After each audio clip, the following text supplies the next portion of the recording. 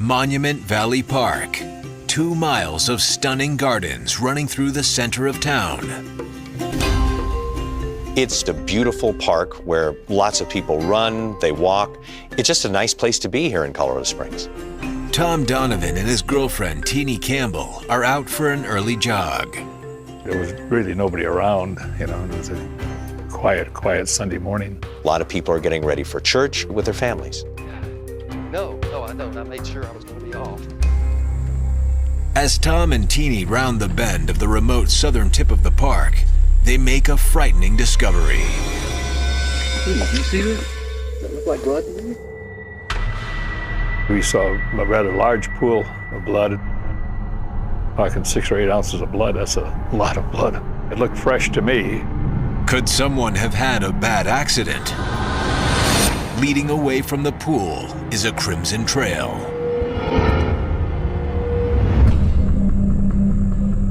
And we followed it probably a couple hundred yards to where it went over an embankment. Wow. Look, it's leading down. Yeah, look, down there. Do you see that? Is that a shoe? I'm going down there. Are you sure? Both Teenie, my little partner, and myself were EMTs. I think that probably kicked in and we thought, well, maybe we could help the person,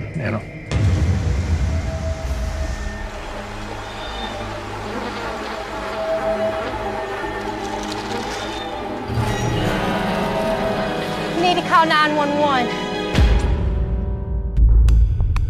Across town, Lt.Joe Kenda is spending his Sunday at the office. I'm scheduled to work Monday through Friday, along with my men. I very often work 7 days a week, sometimes 4 weeks on end.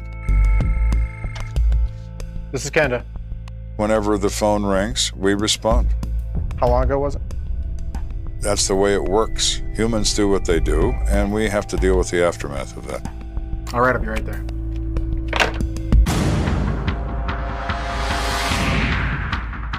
Minutes later, Kenda reaches the banks of Monument Valley Creek. Body's center at the bottom next to the creek.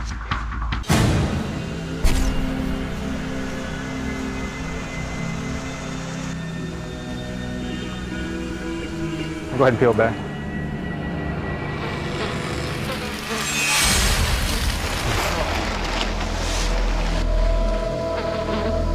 It's obvious this is a male. From the shoulders up, unrecognizable as a human. The head is completely flattened and is less than 1 inch high. There is no face. There are no eyes. There is just a mass of bloody flesh.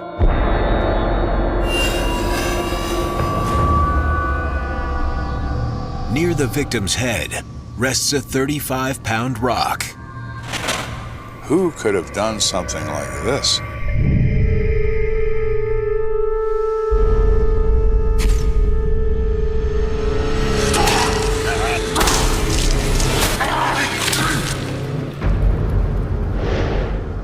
Difficult to say the number of blows, but they were over 20, in my opinion.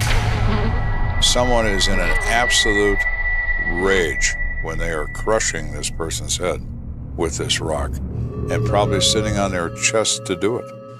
But to Kenda and his men, it appears the rock was just the killer's finishing touch. Closer examination of the body revealed he appeared to be a victim of stab wounds in his chest area.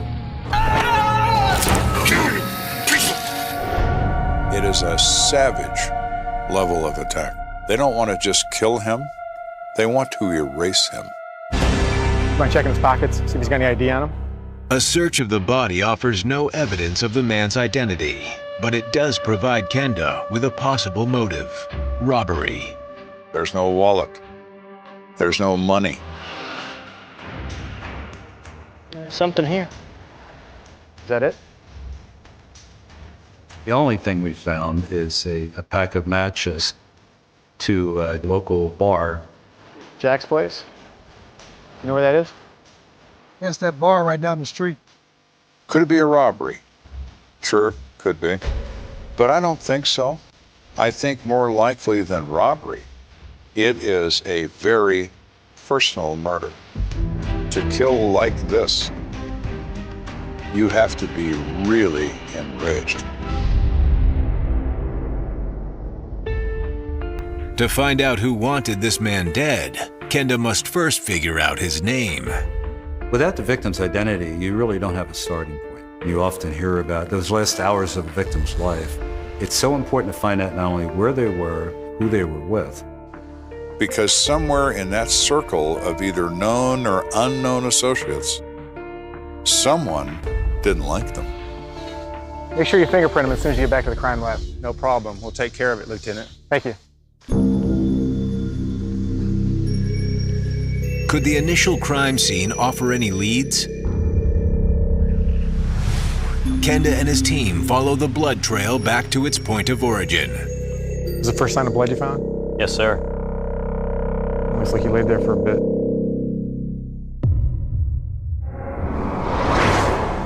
It appears the victim was stabbed here and collapsed. So it begins there. All right, spread out, see if you can find anything else in the field. Yes, sir. As Kenda studies the scene, he notices impressions in the ground. The grass is crushed in the direction of travel.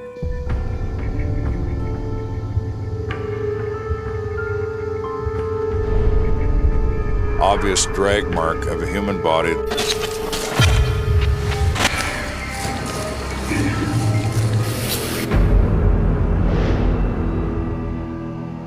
Very, very odd.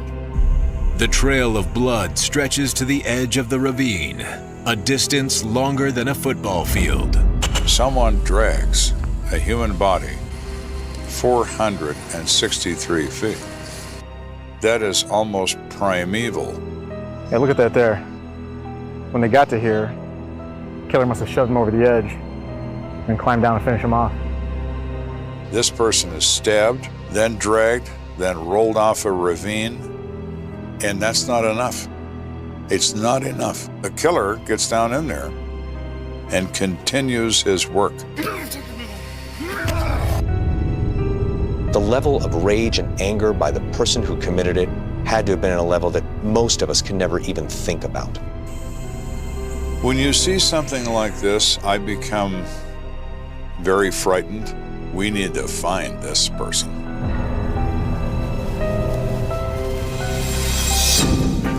Investigators scour the area and find what appears to be the second murder weapon at the top of the ravine. And near the pool of blood where the fight began, they spot something else out of place. I found what appeared to be a military duffel army type bag that was sitting close to the victim. Unfortunately, the contents of the duffel bag offer no new clues about the identity of the victim or his killer. And given the condition of the remains, this is going to be very, very difficult to find out who it is. With little usable intel to go on, Kenda's in desperate need of a new lead. Where's the couple at that called in the body? They're right over there. She's Teeny Campbell. She called it in. She's with her boyfriend, Tom Donovan. Tom Donovan, the attorney? He's a defense attorney I know well. He and I have opposed each other in court on a number of occasions. I like Tom Donovan. He also happens to be a very good attorney. Tom, how you doing? Joe, good to see you.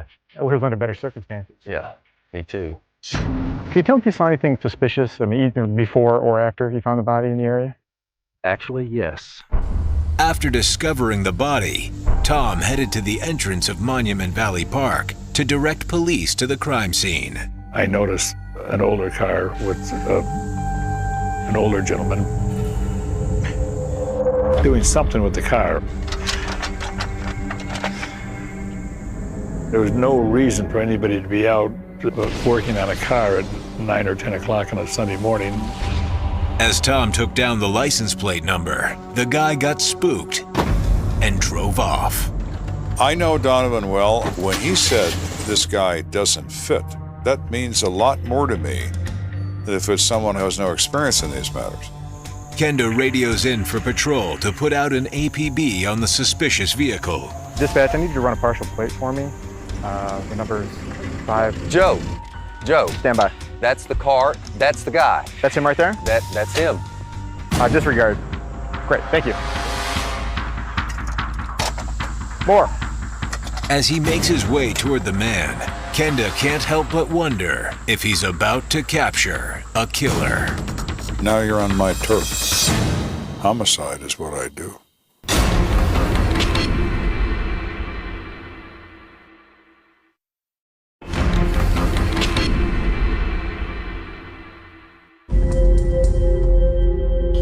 Lt.Joe Kenda is investigating the murder of a nameless and faceless victim.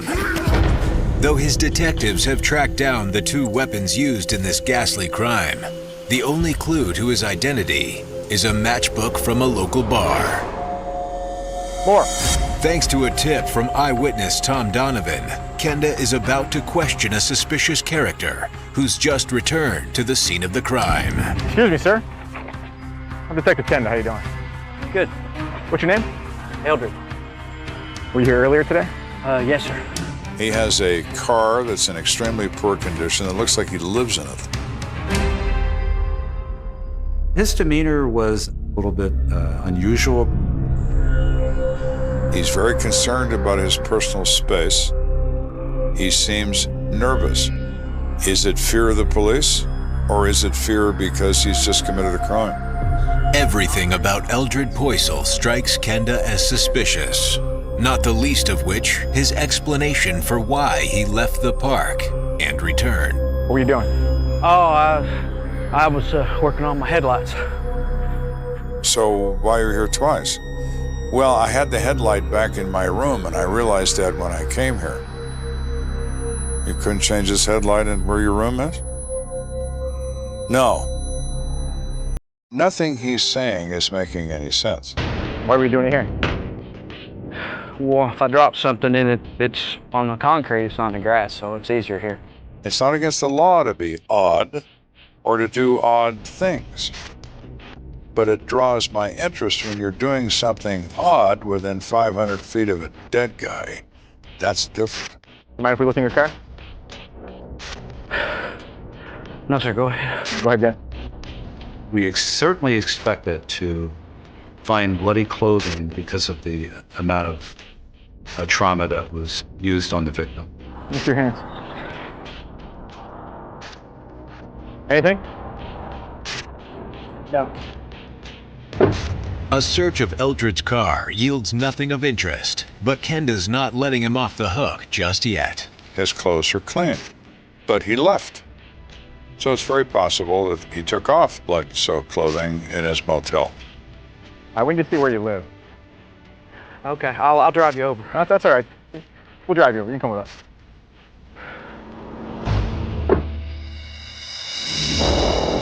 "15 minutes later, Eldred shows Kenda and Detective David Moore into the motel room he calls home. Mind if we have a look around?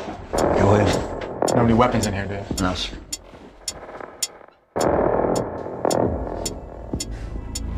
It's in shambles, as we expected.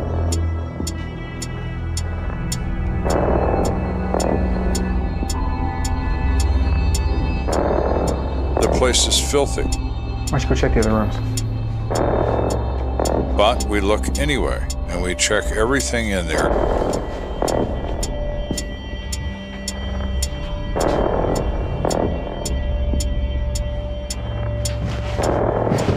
Did you find anything? Nothing. We find nothing that connects him to this crime. I appreciate your cooperation. Yes. Sorry for the inconvenience. We'll have a unit take you back to your car. Okay, cool.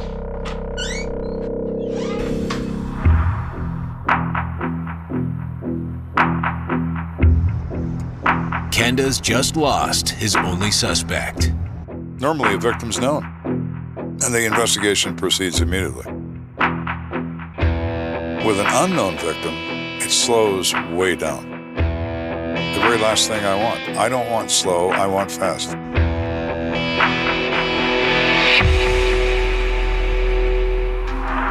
Kenda and Moore check in with the coroner. How you doing?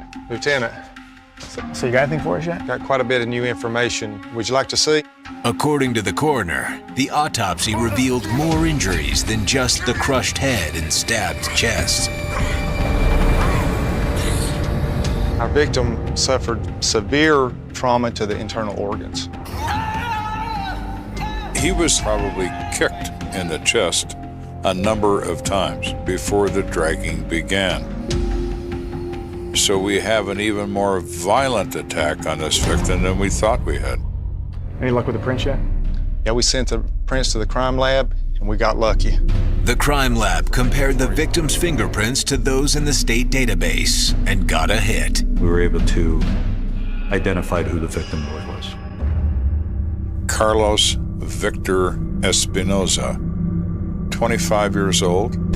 Carlos lived in an apartment a few blocks from Monument Valley Park. And we also found his place of residency of his parents.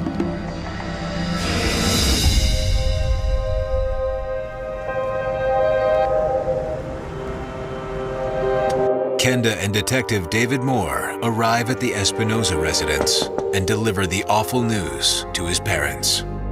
Mr. Espinoza? Yes? I'm Detective Kenda. This is Detective Moore. What's this about? Ma'am, I have some news about your son. Well, what happened? Well, there's really no easy way to say it, but he was killed last night.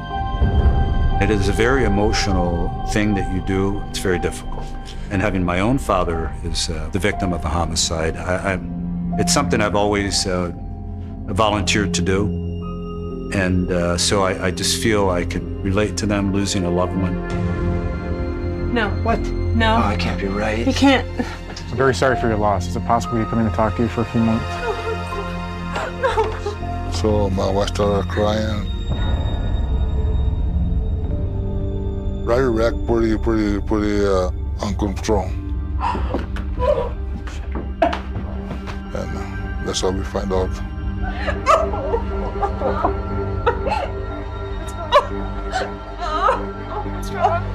It was a horrible day that day. It was, you could not imagine taking a family member from you. The sky just fell down. My whole world ended.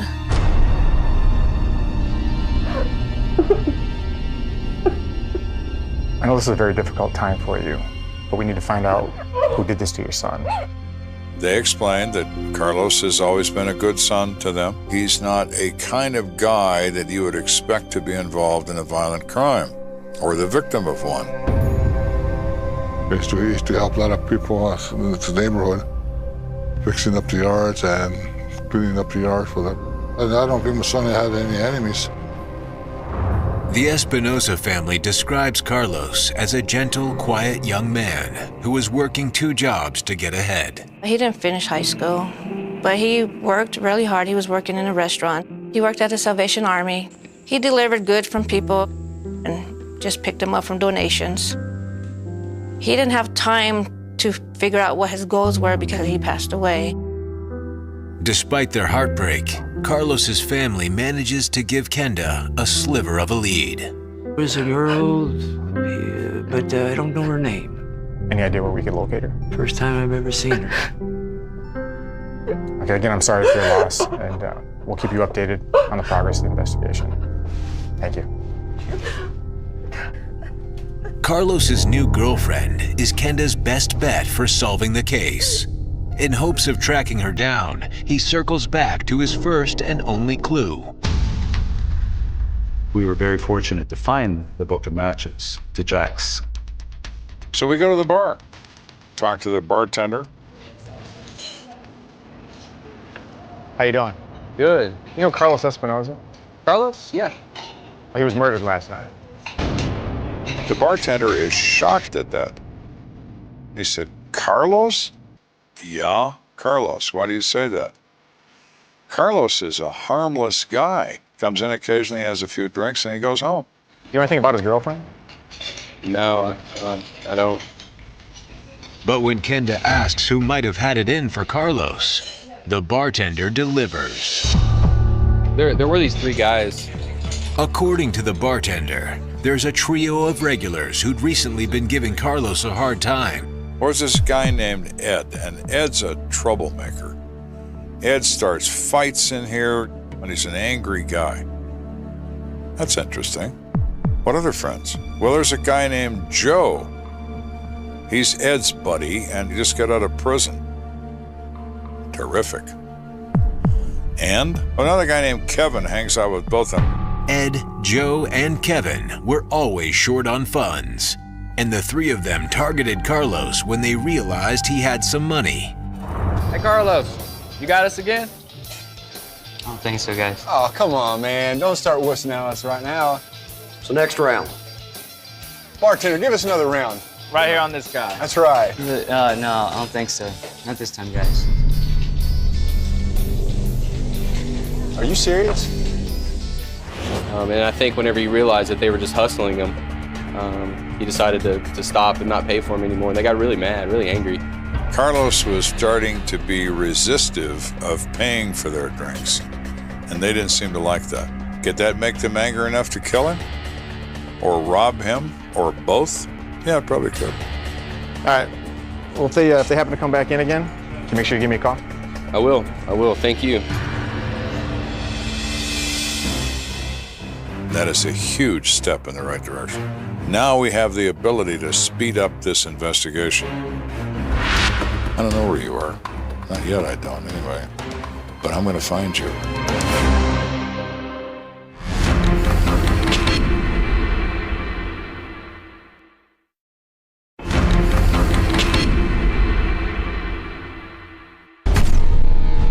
Lieutenant Joe Kenda is investigating the brutal murder of Carlos Espinosa, a quiet, kind-hearted young man. He would do anything for you. He was a good guy. While searching for information about Carlos and his unidentified girlfriend, detectives learned of 3 down-and-out barflies who had made Carlos the target for harassment. Could they be involved in this? Absolutely. So our new focus is identifying and locating Ed, Joe, and Kevin.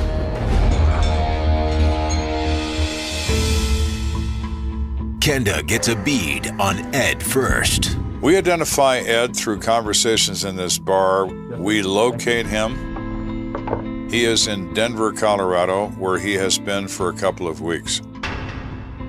Everyone confirms his whereabouts. He could not have done this. Kenda may be down to 2 suspects, but a little digging by his team reveals that Joe Olson has a criminal record, and he's recently been released from prison. We immediately go to the parole division of the Colorado Department of Corrections. Frank, how you doing? Just fine, Lieutenant. How are you? Good. A quick question for you. Any chance you know of a guy named Joe, just got out of prison recently, hangs out at Jack's place? They name him immediately. But what Joe Olson's parole officer says next essentially rules him out. As a condition of parole, you cannot associate with people that sell or consume alcohol. Where is Joe? He's in a bar. That word gets back to his parole officer. He violates him. He's been sent back to jail. That didn't by chance happen today, did it? Actually, no, it was 3 weeks ago. He's been there ever since? Mm-hmm, ever since. Joe is in the can, and he's not getting out. All right, thank you. You got it. Thanks, man. With the first 2 suspects crossed off the list, Kenda is left with Kevin Cruz. We talked to him initially on the phone. So you want to come over and talk to you a minute about this killing? Oh, Carlos, yeah, what a terrible thing. You home? Okay, we'll be by.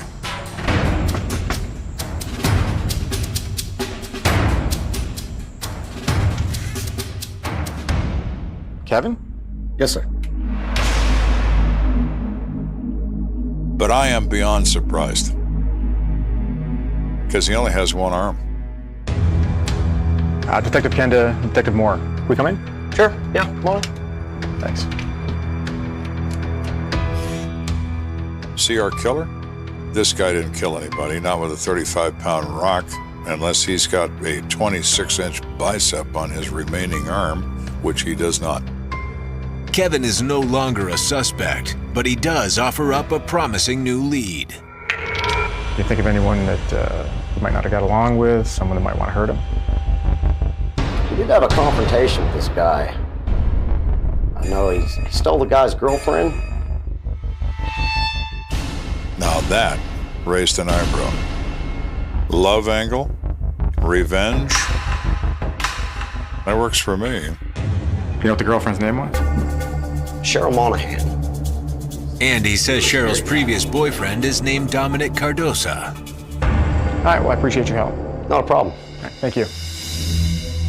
Kenda starts with Carlos's girlfriend, Cheryl Monahan. He tracks her down to a friend's place where she's staying. Cheryl, the reason why we're here is we're investigating the murder of Carlos Espinosa. What murder? Carlos? This is news to her that Carlos is dead. She doesn't know what happened. This is not a person who stays up on the news or is in contact with very many people. Can you think of anything that might have led up to this? Anyone he didn't get along with? Namely, Kenda wants to know what had transpired between Carlos and Cheryl's ex, Dominic Cardosa. She tells us the following story. She meets Dominic Cardosa in Jack's place. They start a relationship. She lives with Dominic for 4 months. During that time frame of the relationship, she began to see a darker side to him. He was really not a nice guy, and he was very abusive to me. She describes Dominic Cardosa as being a violent individual. Cheryl also describes Dominic as extremely possessive. Who have you been with? I haven't been with anyone. You are so Who have you been crazy.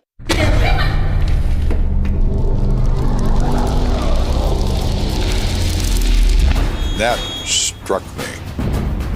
What did you say? Well, I just said he could be a really scary guy when he gets angry. Well, I'm looking for a really scary guy.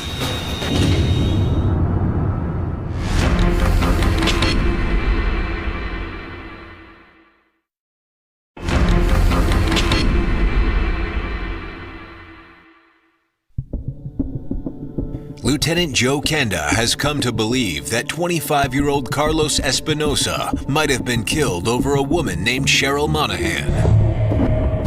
Cheryl was initially the girlfriend of Dominic Cardosa. He was very abusive and had actually at one point smacked her around. We have a person who is described as a scary guy when he gets mad. That works for me.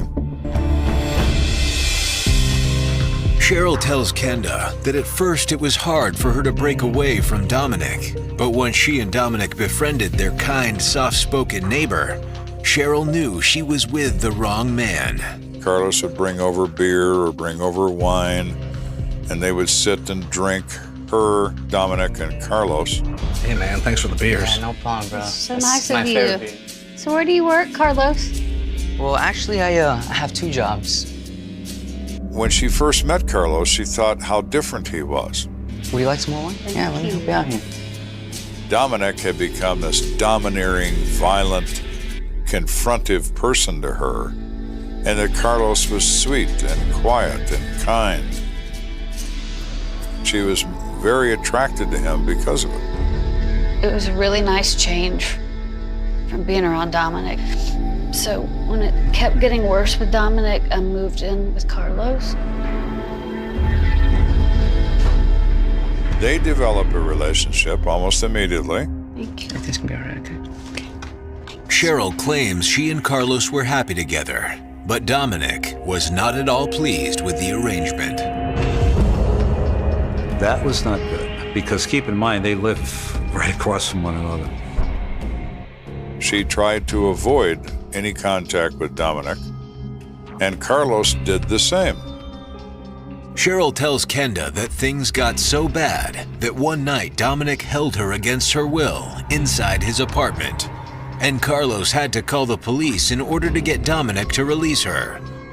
After that, Cheryl left to stay with a friend. Anytime there's a potential love triangle, that anger that jealousy, and that rage could be turned into a murder. Again, I'm very sorry for the loss. Thank you.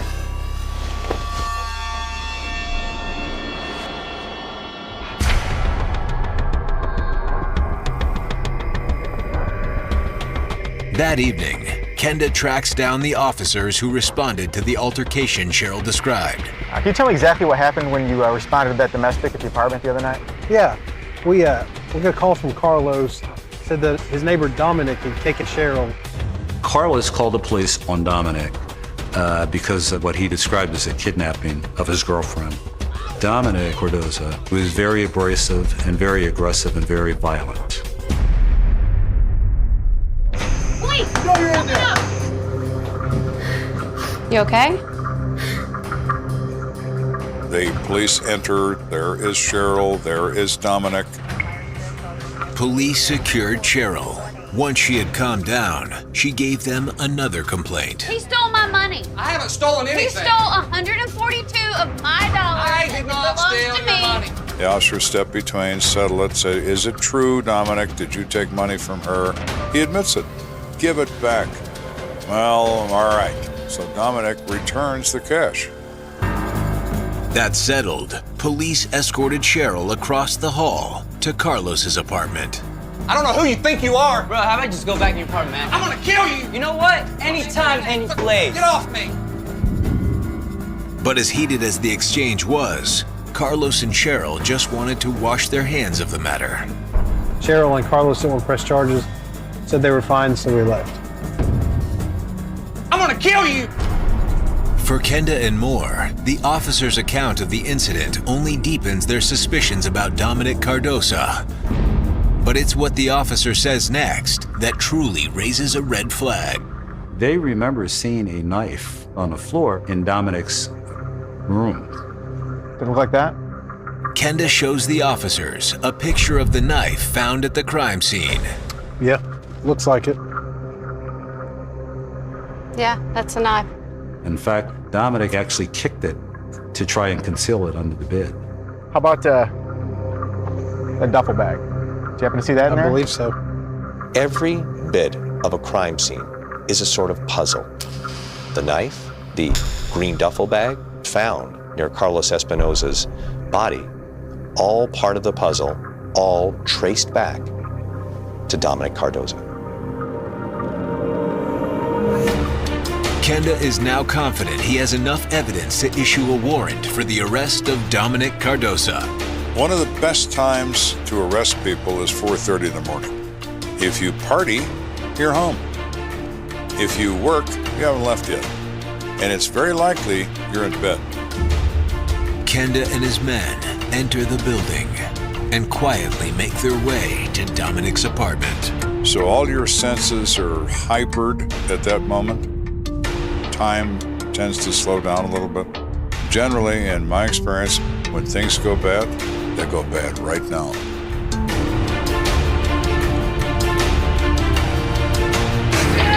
Get up. Show me your hands.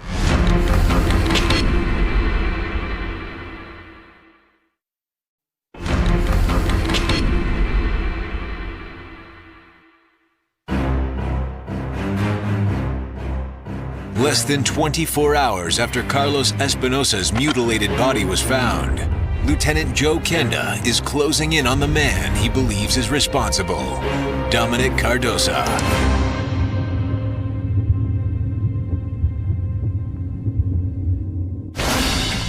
Let's see your hands. Get up. Show us your hands. Get up. You're under arrest for the murder of Carlos Espinosa.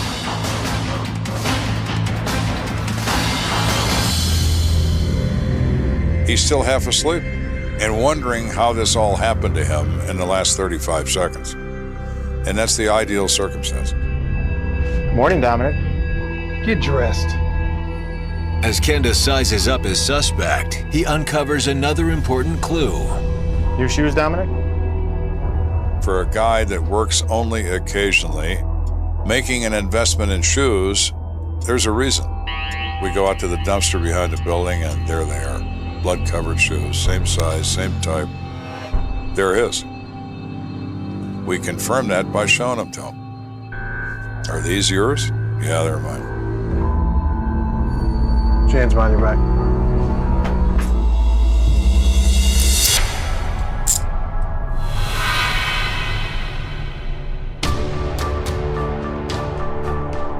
Kenda has plenty of evidence against Dominic Cardosa, but to ensure a conviction, he needs a confession. He is very calm. I said, you know why you're here, Dominic? You guys said I killed Carlos, but I didn't. Well, you had a disturbance with him, and you threatened him. Isn't that what happened? Well, yeah, that part's true. But I gave that money back to that girl. Okay, what else happened? Dominic claims Carlos came by later that night. We sat and had a few beers. He apologized, I apologized. Had a few laughs. He went home and I went to bed. And that's the story you want to go with? I think he expects I'm just going to believe him, and I'm going to let him go. So I said, Dominic, you told me what happened last night, but you left out something. You forgot the part about killing Carlos? We have all the evidence in the world right now to put you away forever. And now he won't look at me. I said, Dominic, you have blood on your shoes.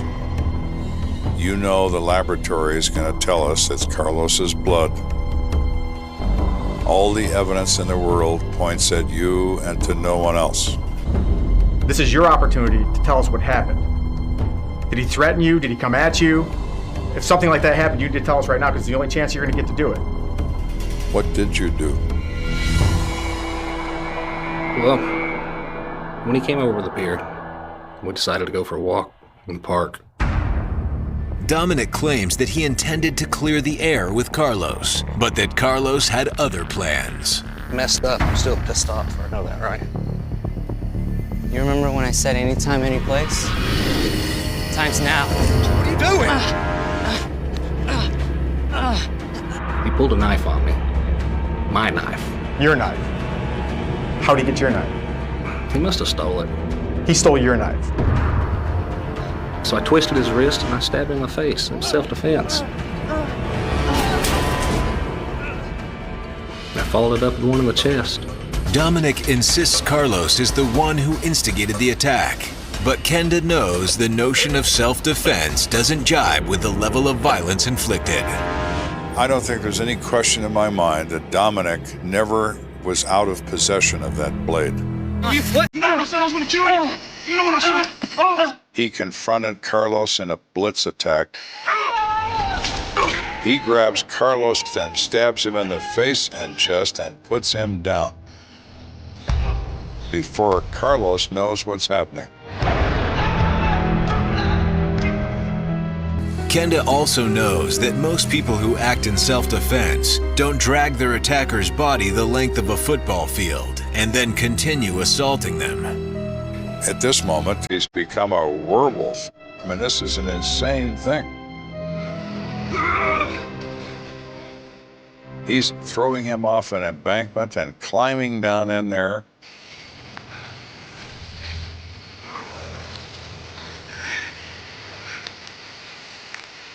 Then he continues and savagely beats his head to a pulp with a 35-pound rock, and he's having a good time doing it. And I think when it's over, he's exhausted from every ounce of energy in his body engaging in this attack. How many times did you hit him? I don't know. A lot. Yeah, it was a lot. He has told me enough to make a case. I have a physical evidence case.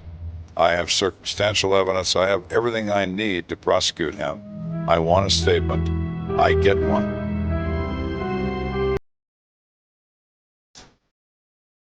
Stand up.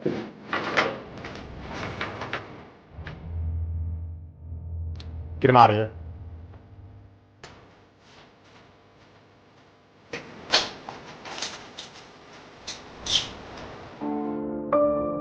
As Dominic Cardosa is carted off to jail, Kenda is relieved, knowing a monster like that will soon be off the streets for good.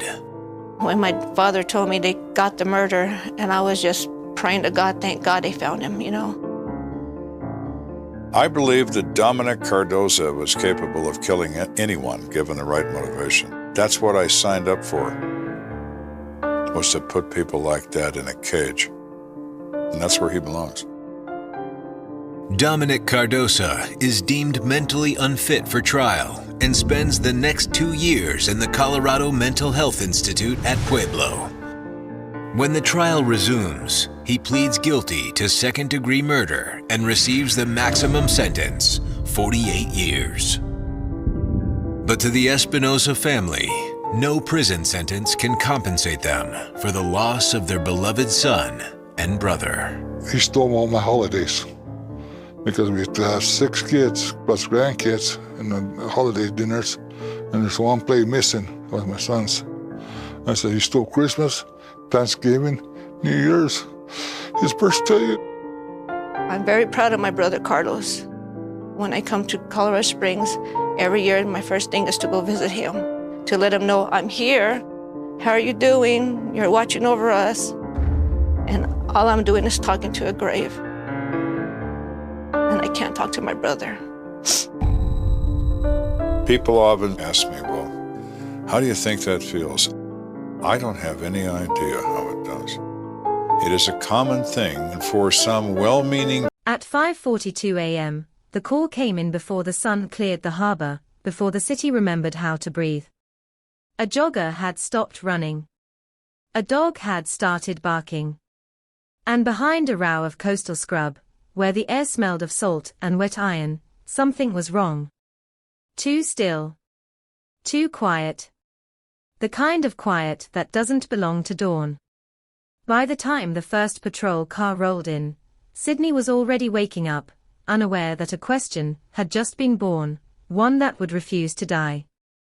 The scene sat awkwardly between the civilized and the forgotten. A narrow service road near the water. Rusted fencing. A patch of ground trampled flat, as if the earth itself had tried to pull away. Police tape went up quickly, fluttering in the early wind, bright yellow against gray sky. Officers moved slowly, carefully, the way you do when you already know this won't be simple. There were no obvious signs of a struggle. No screams reported. No witnesses stepping forward. Just a body positioned wrong, placed too neatly, as if someone had taken time. As if someone had thought. The victim was identified within hours. A local. 27 years old. Known face. Known smile. Someone who had walked these streets without fear. News spread fast, faster than the forensics team could finish their work.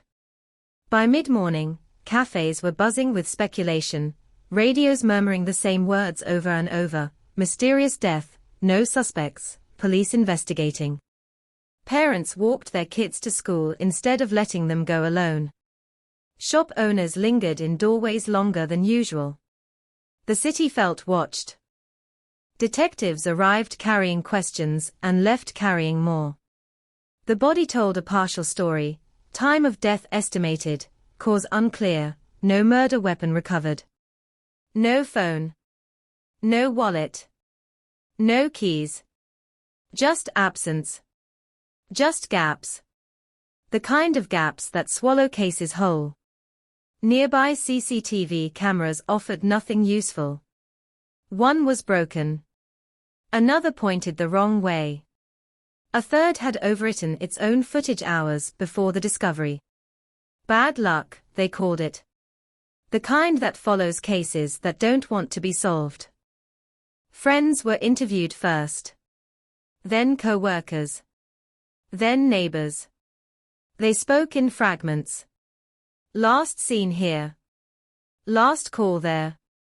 A plan to meet someone, maybe. Or maybe not. Stories overlapped, but never aligned. Each version added detail, but never clarity.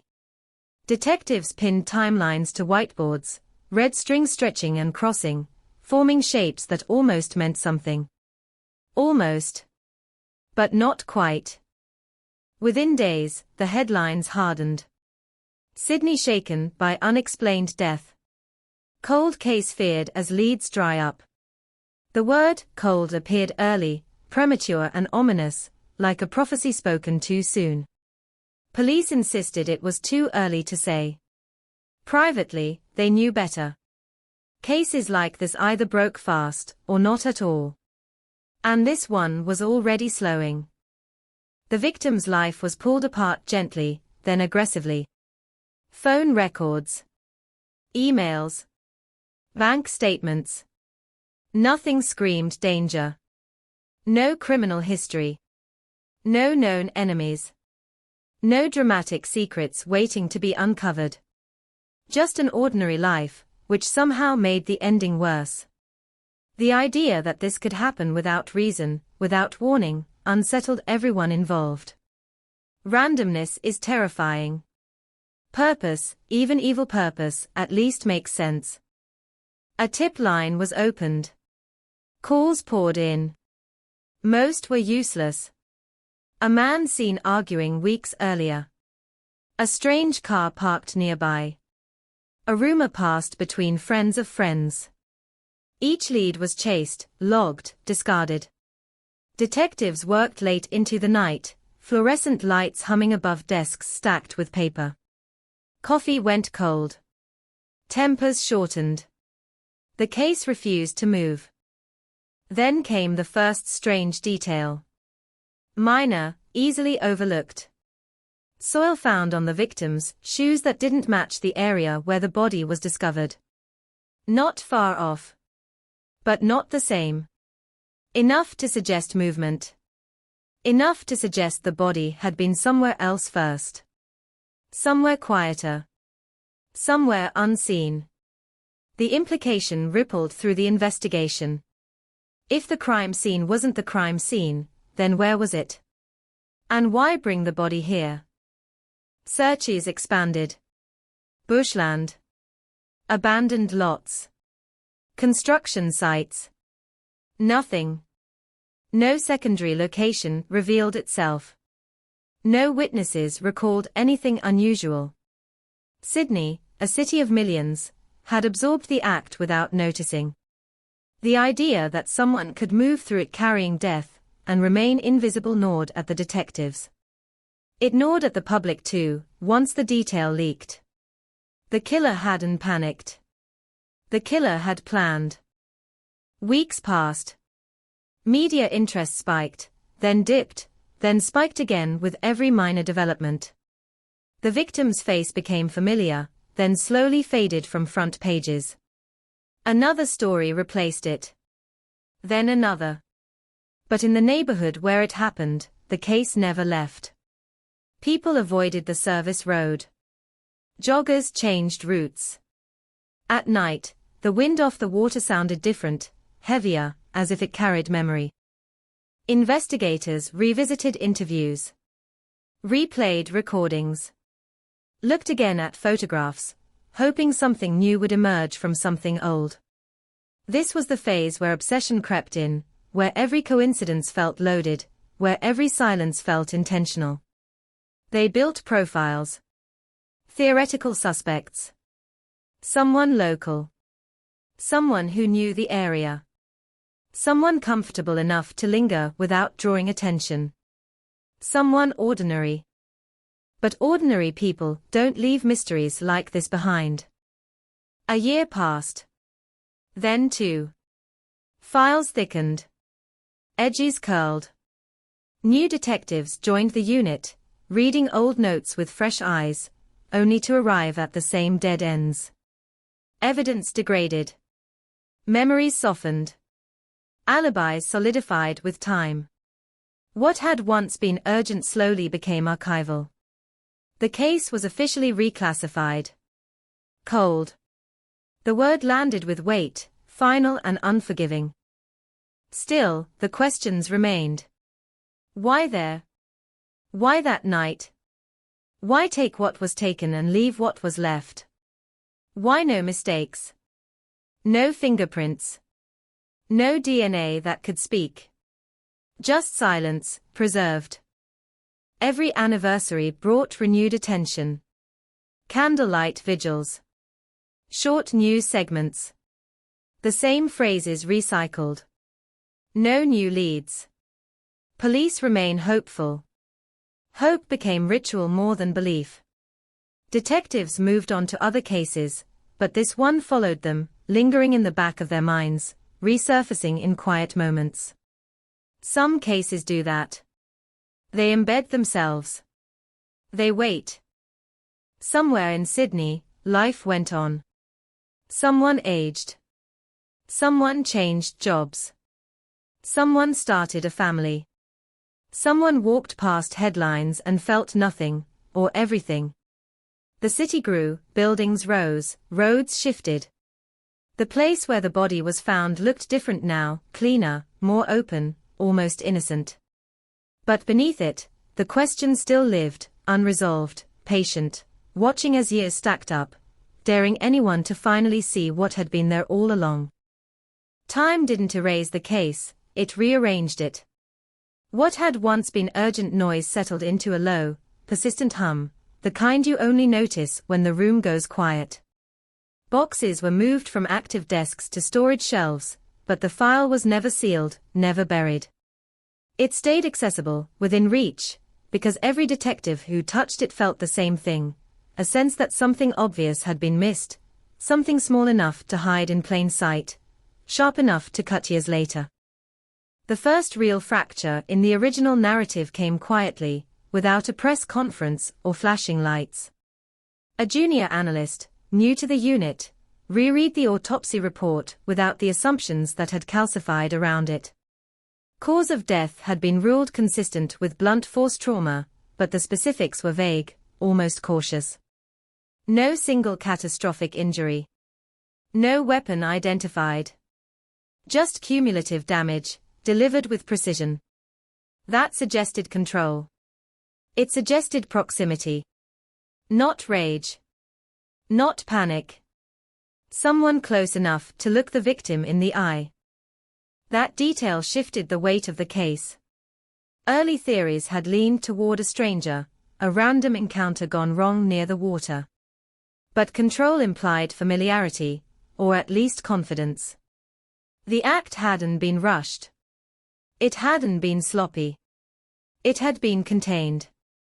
Detectives went back to the social circle, not for new information, but to reinterpret old statements. Tone mattered now. Hesitation mattered. What people didn't say mattered more than what they had. One interview, long considered routine, began to stand out. A friend who claimed to have spoken to the victim late that night. The call duration was short. Less than a minute. The content, summarized at the time as unremarkable. Just checking in. Just making plans. But phone records showed something odd.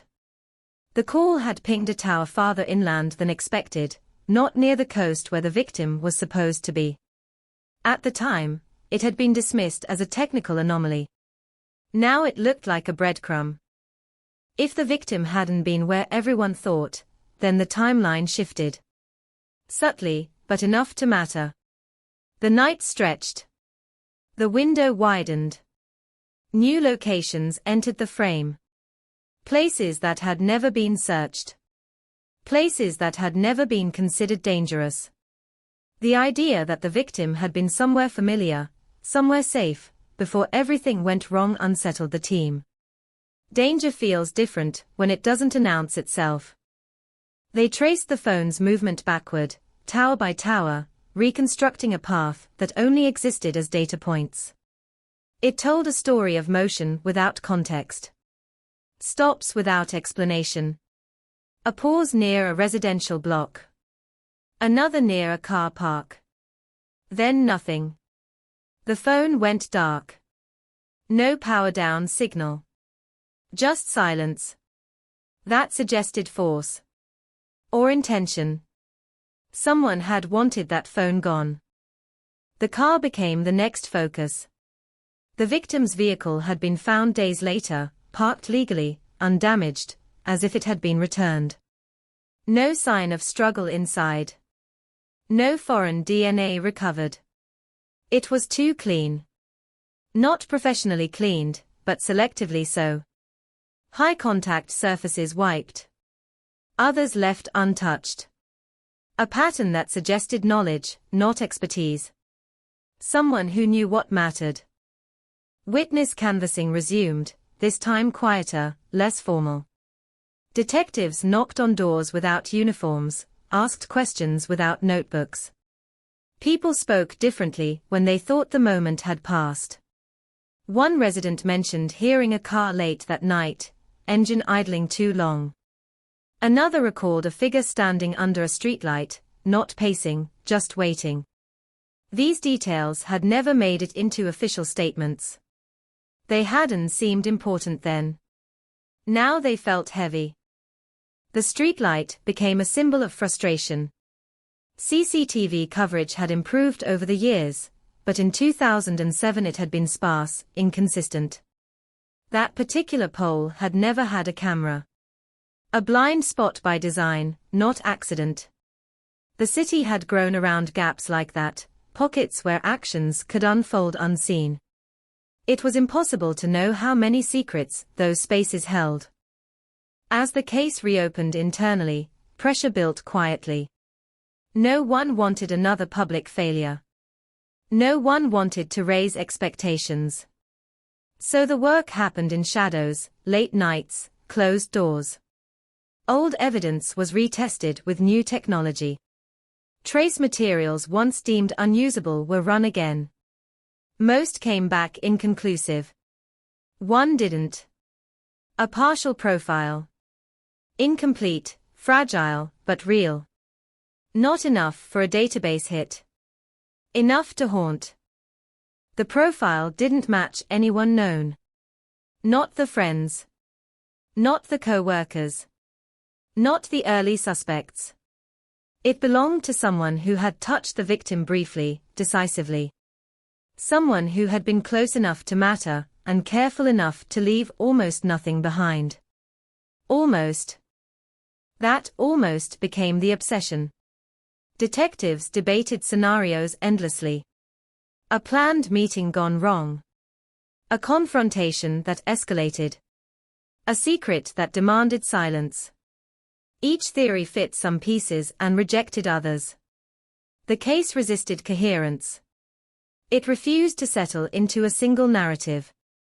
Media caught wind of renewed activity and circled immediately. Old photos resurfaced.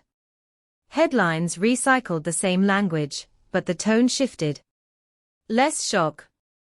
More curiosity. The public had aged with the case. It had become part of the city's folklore, a reference point for unease. People remembered where they were when they first heard about it. They remembered how it made them feel. Fear like that leaves grooves. One journalist dug into the victim's online presence, primitive by modern standards, but revealing in hindsight. Blog posts. Forum comments. Casual interactions frozen in time. Nothing overtly dangerous. But patterns emerged. Repeated visits to a specific area. Conversations that hinted at private concerns, never fully articulated. A sense of anticipation. Or anxiety. It was impossible to tell which. Detectives followed the digital trail cautiously. They didn't want another dead end. But the area kept resurfacing. A place not far from where the phone last pinged. A place associated with routine. With normality. Grocery stores. Gyms. Cafes. The banality of it made the implications worse. If something had happened there, it had happened surrounded by life, unnoticed. They revisited businesses, asking about old records, forgotten employees, staff turnover. Most had nothing. One cafe manager remembered the victim clearly. A regular. Quiet. Observant. Always sat in the same spot. Always alone. Until one night, close to closing time, when they hadn't been. The victim had been sitting across from someone else. The manager couldn't remember the face. Just the posture. Leaning in. Too close. Intense. That image lingered. Two people in low light, voices low, something urgent passing between them. No argument. No laughter. Just focus. After that night, the victim never returned. Neither did the other person. No receipts. Cash transaction. No names. Another moment lost to time.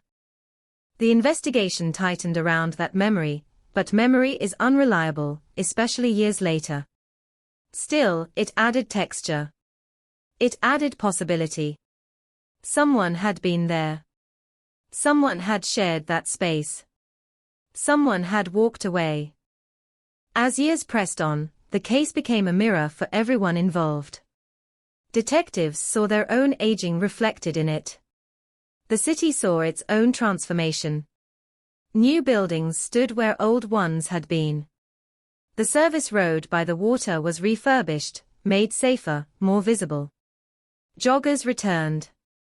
Dogs barked again. Life reclaimed the space, but not the story. And somewhere beneath the layers of analysis, beneath the theories and the headlines, the central fact remained unchanged. A life had ended. A truth had been interrupted. And whatever had happened that night in 2007 was still happening, in echoes, in glances, in the quiet certainty that someone, somewhere, knew exactly how it all fit together, and had chosen, for now, to keep that knowledge buried. The case didn't come back to life all at once. It breathed first.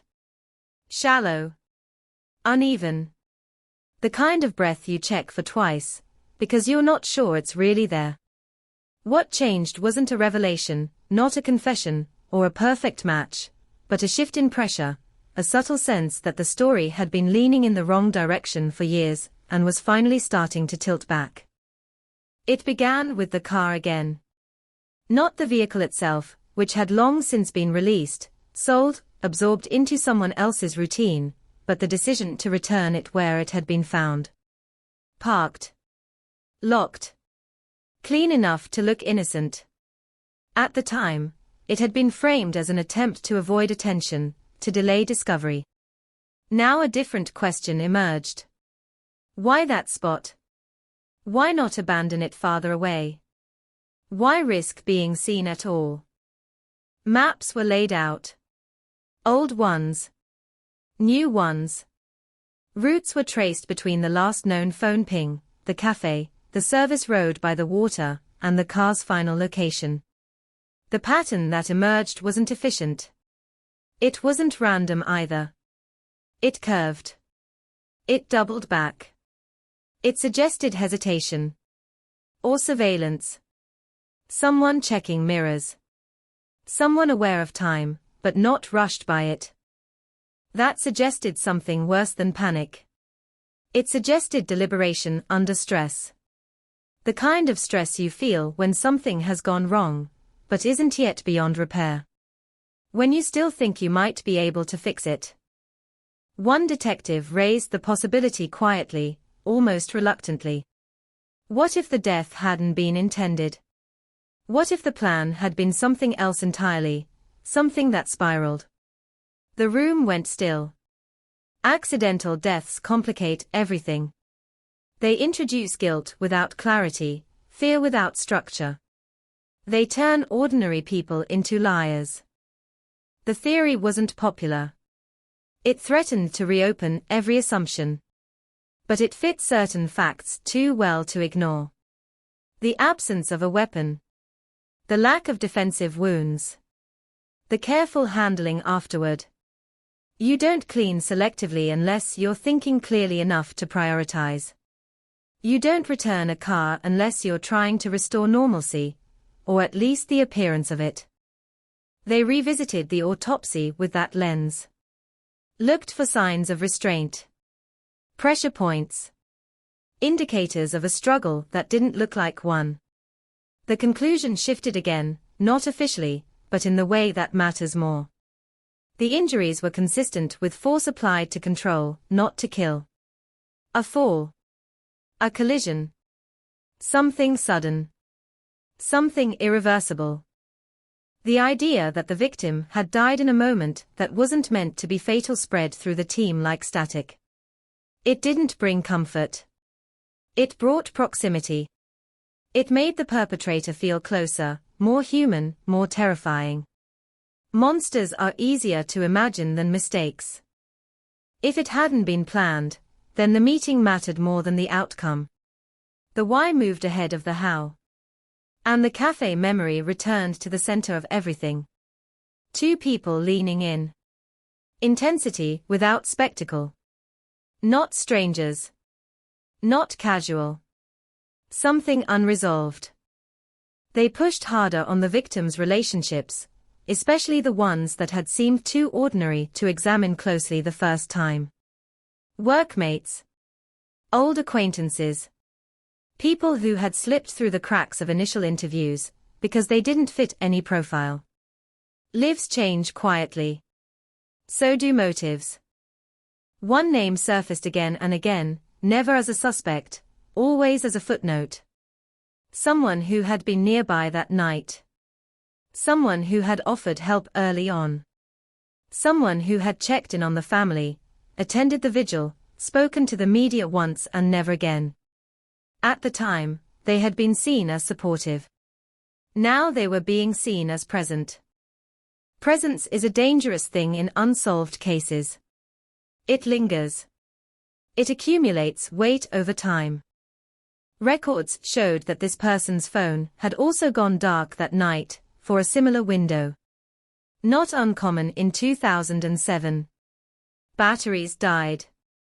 Coverage dropped. But the coincidence was unsettling. Their alibi rested on memory alone. No receipts. No witnesses who could place them definitively. Just a statement repeated often enough to sound true. Detectives tread carefully. Years had passed. Accusations now carried different consequences. Lives had been built in the interim. Careers. Families. The risk of being wrong was enormous. But so was the cost of never asking. They requested voluntary interviews. Framed as routine. As closure. Most people agreed. Some hesitated. One declined outright. Another agreed but arrived defensive, answers clipped, eyes darting toward the door. Stress reveals itself in strange ways when the past comes knocking.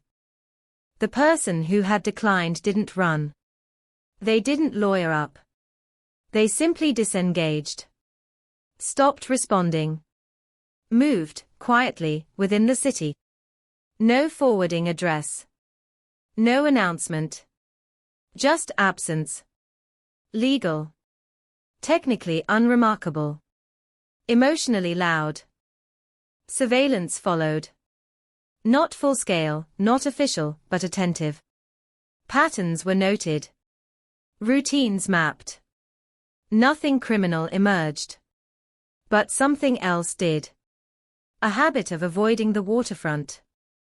A visible reaction when old news clips resurfaced online. A friend later mentioned nightmares. Sudden. Recurring. Unexplained. Nightmares don't prove anything. But they speak. Forensic reanalysis continued in parallel. That partial DNA profile was run again as databases expanded. Each time, it came back empty. No match. No near match. It existed in isolation, like a fingerprint pressed into fog. But its presence alone was powerful.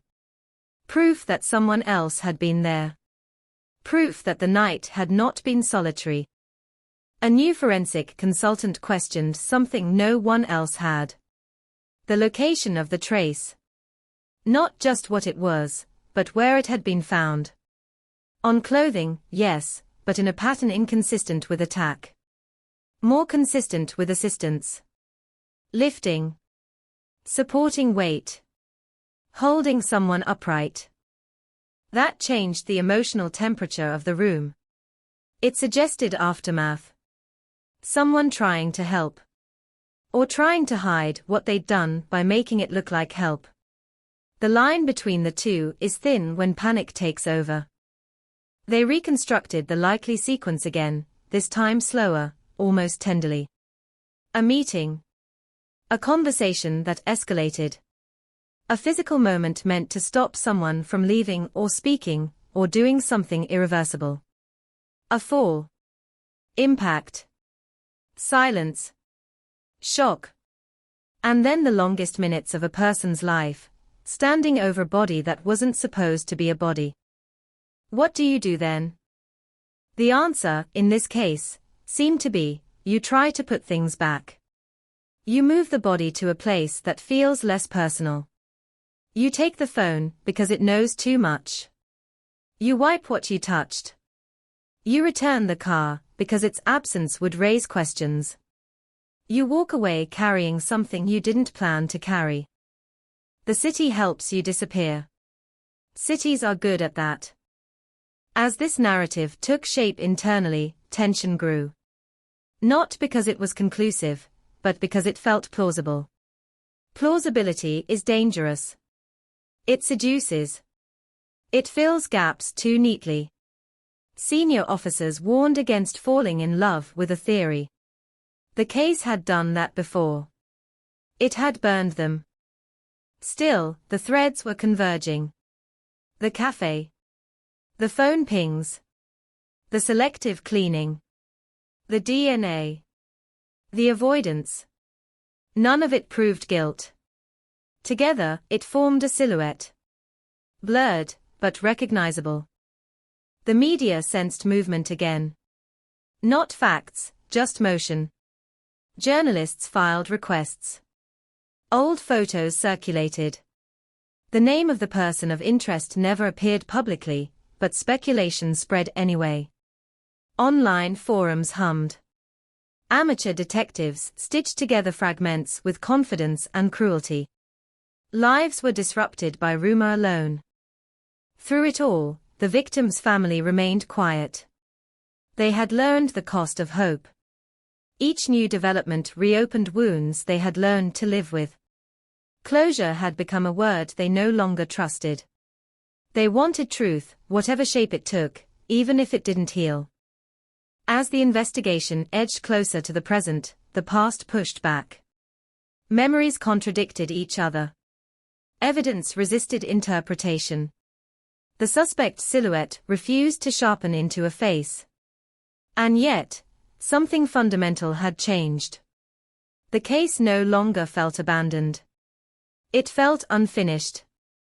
Sydney moved on as it always did, loud and fast and indifferent, but beneath that rhythm, the story continued to unfold in rooms without windows, in files reopened for the third and fourth time, in questions asked differently than before. Somewhere between accident and intention, between panic and planning, the truth waited. Not hidden. Just patient. The longer the case stayed open, the heavier it became, not with evidence, but with consequence. Every new angle carried the risk of collapse, not just of a theory, but of lives built in the long shadow of that night. Investigators felt it in the way conversations slowed, in the pauses before questions were asked, in the careful language used when names surfaced. This was no longer just about what happened. It was about what would happen next if the truth finally surfaced. The person of interest, never officially named, never formally accused, had begun to occupy an uncomfortable amount of space in the investigation. Not because of what could be proven, but because of what couldn't be dismissed. Their proximity to the victim's final hours. Their movements that night. Their behavior afterward. Each detail alone was explainable. Together, they pressed against the edges of coincidence. Detectives reviewed their original statement again, line by line, word by word. It had been given calmly, confidently, almost rehearsed. Time stamps were vague. Locations general. The narrative flowed too smoothly, lacking the natural disorder of genuine memory. Trauma scrambles recollection. This statement didn't feel scrambled. It felt curated. They compared it to later conversations, informal ones, things said off the record. Small discrepancies emerged. A time shifted slightly. A detail added, then removed. Nothing dramatic. Nothing definitive. Just enough variation to suggest reconstruction rather than recall. Memory isn't a recording. It's a story we tell ourselves. And stories change when we need them to. A financial anomaly surfaced next. Modest, but curious. A withdrawal made the day after the death. Cash. Not an unusual amount, but unusual timing. When questioned years later, the explanation came easily. Groceries. Bills. A forgotten errand. The answer arrived too fast. The kind of speed that comes from anticipation. Investigators began to suspect that if there had been an attempt to erase something, it wasn't just physical evidence. It was emotional evidence. The urge to control the narrative. To stay close enough to monitor it. To remain helpful, visible, cooperative, until distance felt safer than proximity. They spoke to people who knew the person of interest well. Friends. Colleagues. Former partners. The descriptions were consistent. Intelligent. Controlled. Not prone to anger. Not impulsive. Someone who avoided conflict by managing it quietly. Someone who preferred to guide situations rather than confront them. These were not accusations. Just characteristics. But they fit uncomfortably well with the emerging picture. One former acquaintance mentioned something that hadn't seemed relevant at the time. An offhand comment made months before the death. A joke, maybe. About how fragile things were. How easily one wrong move could ruin everything. It had been laughed off. Now it echoed. The investigators returned again to the idea of motive, not in the dramatic sense, but in the human one. Fear. Exposure. Loss. Something that could not be allowed to happen. Something that turned a conversation into a confrontation. The victim's online history suggested anticipation, possibly anxiety, about an upcoming decision. A change. A revelation.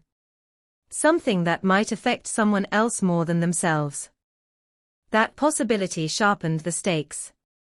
If the meeting had been about disclosure, then panic made sense. If it had been about control, then force followed naturally. The line between the two blurred until it was impossible to say where one ended and the other began. Legal advisors hovered at the edges of the investigation, reminding detectives of the limits they now faced. Time had eroded evidence. Witness reliability had decayed. Any move toward charges would require something stronger than a narrative, no matter how compelling. They needed proof that could stand upright under cross-examination, not just a story that felt true. Pressure mounted quietly. Internal reviews questioned whether resources should continue to be allocated. Younger cases demanded attention. Fresh crimes with living victims, solvable futures. This case was becoming expensive, emotionally and institutionally. Still, no one wanted to be the one to let it go. Then a development arrived from an unexpected direction. A routine database update flagged the partial DNA profile again, not as a match, but as a near exclusion. Someone previously considered peripheral was ruled out completely. That narrowed the field, not dramatically, but enough to remove a layer of noise. Fewer possibilities meant sharper focus. Sharper focus meant greater risk. Around the same time, a former co-worker of the person of interest came forward, cautiously, anonymously at first. They described a conversation from years earlier, shortly after the death. A moment of visible distress. Not grief. Not shock. Something closer to fear. The co-worker recalled a phrase that had lingered uncomfortably. I didn't mean for it to go that far. At the time, it had been assumed to refer to something else. Work stress. Personal issues. In hindsight, it landed differently. Statements like that are volatile. Memory reshapes them.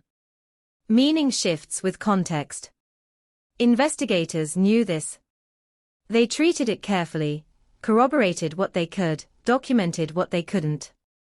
But the phrase lodged itself into the case file like a splinter.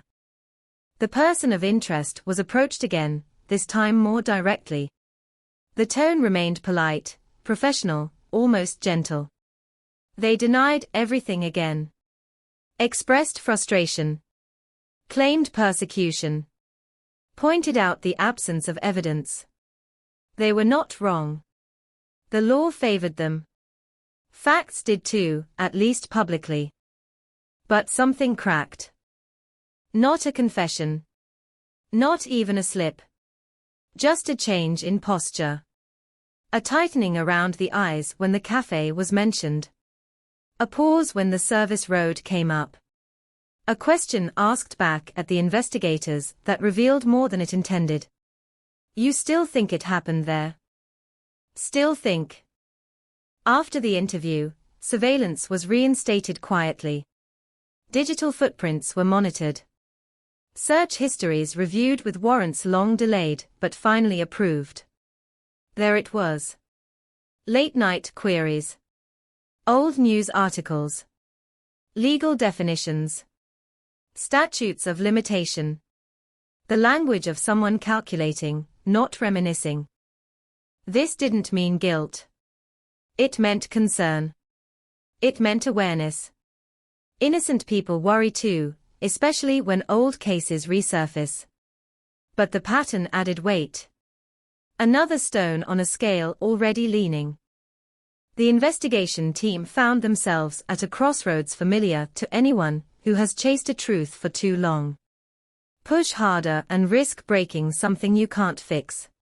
Pull back and risk losing the thread forever. There was no clean choice left. As the 15th anniversary approached, media attention surged again. Documentaries. Podcasts. Long-form articles that treated the case like a puzzle, abstract and consumable. The victim's name trended briefly, then faded. The family declined interviews. They had said everything they had to say years ago.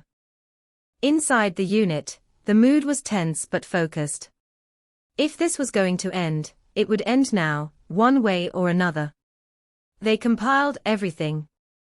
Built the most honest version of events they could, stripped of speculation, anchored only to what could be supported. It was thinner than they wanted. Heavier than it looked. The final question remained unanswered, looming over every meeting, every memo, every late night under fluorescent lights. If someone had lived all these years knowing exactly what happened, how had they carried it? How had they slept? How had they smiled at barbecues, signed birthday cards, planned futures? The unsettling truth was that people do this all the time. The case wasn't just about a death anymore.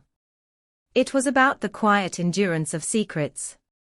About how easily a city can absorb a tragedy and keep moving.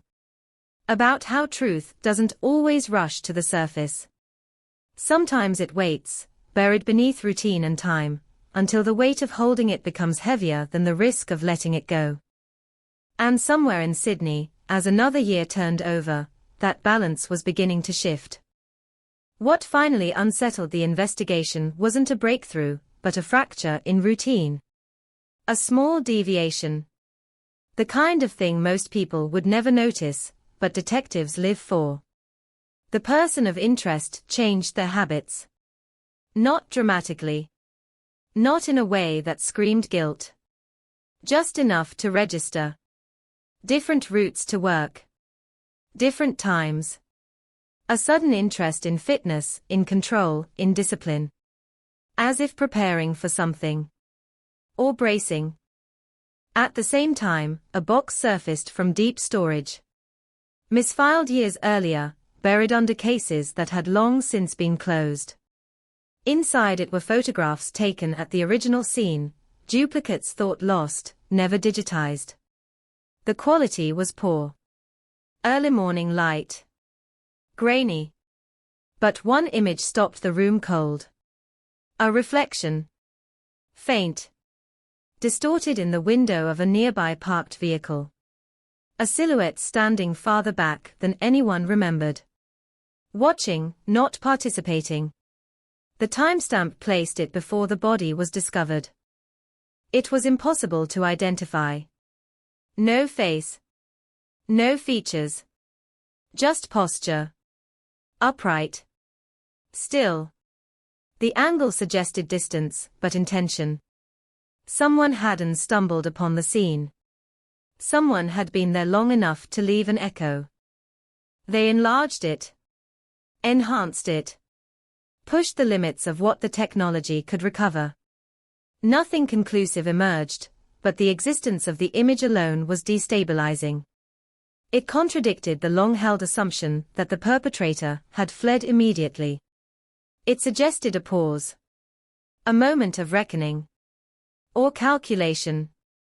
That pause changed everything. If someone had stayed, even briefly, then fear hadn't fully taken over yet. There had been time to think. To decide what to do next. That reinforced the theory that the actions that followed weren't instinctive. They were chosen. The image was never released publicly. It couldn't be. Too ambiguous. Too easy to misinterpret. But internally, it became a reference point.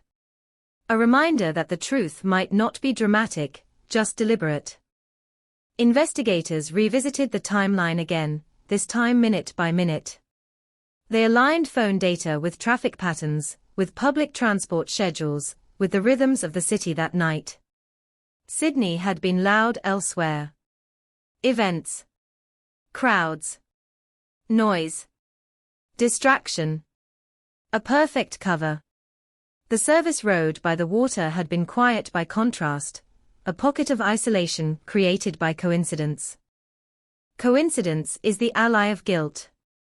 Another witness came forward, this one reluctantly, encouraged by the renewed media attention. They had been nearby that night, sitting in a parked car, arguing on the phone. They remembered seeing two figures near the scrub. One standing. One lower, possibly crouched. They hadn't thought anything of it at the time. Lovers. Friends. Drunks. The city is full of scenes that don't belong to you. You learn not to look too closely. Their memory was imperfect. The details blurred. But one thing stood out. They remembered the standing figure turning, briefly, toward the road. As if checking. As if aware of being seen. That look had stayed with them, even if they hadn't known why. The description matched nothing and everything. Height. Build. Clothing too generic to matter. But it reinforced the idea of awareness. Of presence. Of someone managing a situation rather than reacting to it. As these fragments accumulated, the case reached a dangerous density. Enough to suggest truth. Not enough to prove it. Prosecutors were consulted again. They were blunt. Circumstantial. Inconsistent. Too much time. No jury would convict. Not without something that anchored the narrative to a fact no one could argue with. That anchor never came. Instead, the case entered its most fragile phase. The phase where belief outpaces evidence. Where detectives must check themselves constantly, challenge their own conclusions, question whether they are seeing patterns or inventing them. This is where cases are either saved or ruined. The person of interest sensed it. Even without being told, they sensed the shift. Their demeanor changed again. Less defensive. More careful. Conversations became shorter. Lawyers appeared quietly in the background, not to obstruct, but to observe. The distance between the investigation and its target widened, not because of lack of interest, but because of mutual understanding. Everyone knew where this was pointing. Everyone knew how thin the ice was. The victim's family was briefed privately. Not with promises. Not with conclusions. Just with honesty. That the case had narrowed. That someone was being looked at closely. That nothing might come of it. They listened without interruption. When it was over, they asked one question. Do you think they live with it? No one answered right away. Grief changes shape over time. It becomes less sharp, more heavy. For the family, the absence of answers had become a companion. They had learned how to carry it. What they hadn't learned was how to put it down. Another anniversary passed. Another vigil. Fewer candles this time. Fewer cameras. The city had new tragedies to absorb. New names to remember. This one was becoming archival again, slipping back toward the quiet. Inside the unit, a decision was made. The investigation would not close. But it would stop advancing. Not because it was solved. Not because it had failed. But because it had reached the edge of what could be done, without crossing lines that could never be uncrossed. The case would remain active on paper. Dormant in practice. Waiting. Waiting for a mistake. Mistakes happen. People talk. People age. People misjudge how much time they have left to keep a secret. The city changes. Technology improves. What is impossible now becomes trivial later. Detectives know this. It's why they never truly let go. Years later, a minor incident drew attention back to the person of interest. Not a crime. Not even an accusation. Just a moment of visible distress in public when a podcast episode about the case played in a cafe. Witnesses noticed. Someone mentioned it. The detail found its way into a notebook, then into a file. Another grain added to the pile. The case had become like that. Accumulating weight slowly, imperceptibly. No single piece enough to break it open. But together, pressing. In quiet moments, some detectives wondered if this was as close as it would ever get. Not justice, but understanding. Not certainty, but shape. They wrestled with the idea that truth doesn't always end with handcuffs. Sometimes it ends with knowledge shared only by those willing to see it. And sometimes it doesn't end at all. Sydney continues to move. The service road is just another stretch of pavement now. The cafe has changed owners. The car parks have been repainted. The people involved have aged into different versions of themselves. But the night in 2007 remains fixed, unchanging, a knot in time that refuses to loosen. Somewhere in that night, a moment exists that only two people fully understand. One of them is gone. The other has lived with it every day since, whether by choice or by necessity. The investigation circles that moment endlessly, aware of its gravity, unable to reach it. This is how cold cases survive. Not frozen, but suspended. Breathing slowly beneath the surface, waiting for the smallest crack. Waiting for time to do what evidence cannot. And in the spaces between years, between memories, between what is known and what is merely felt, the question still lingers, sharp and unresolved. What really happened in those final minutes, when no one was supposed to be watching, but someone was? Years pass differently when you're carrying something unfinished. They don't move forward so much as they fold back on themselves, looping, revisiting, pressing old moments into new shapes. For the people inside the case, time had become elastic. Every development, no matter how small, snapped them back to that morning by the water, to the smell of salt and iron, to the feeling that the city had blinked and missed something vital. The investigation settled into a strange half-life. Officially active. Practically dormant. Files were checked out and returned without ceremony. New detectives skimmed the case as part of training, shaking their heads at the gaps, the near misses, the weight of all that wasn't there. Veterans avoided it unless necessary. They knew better than to stare too long into something that refused to resolve. Then technology shifted the ground again. Not dramatically. Not with a press release. Just a quiet upgrade to data analysis software, the kind that recontextualizes old information rather than discovering new facts. Phone records once thought exhausted were reprocessed.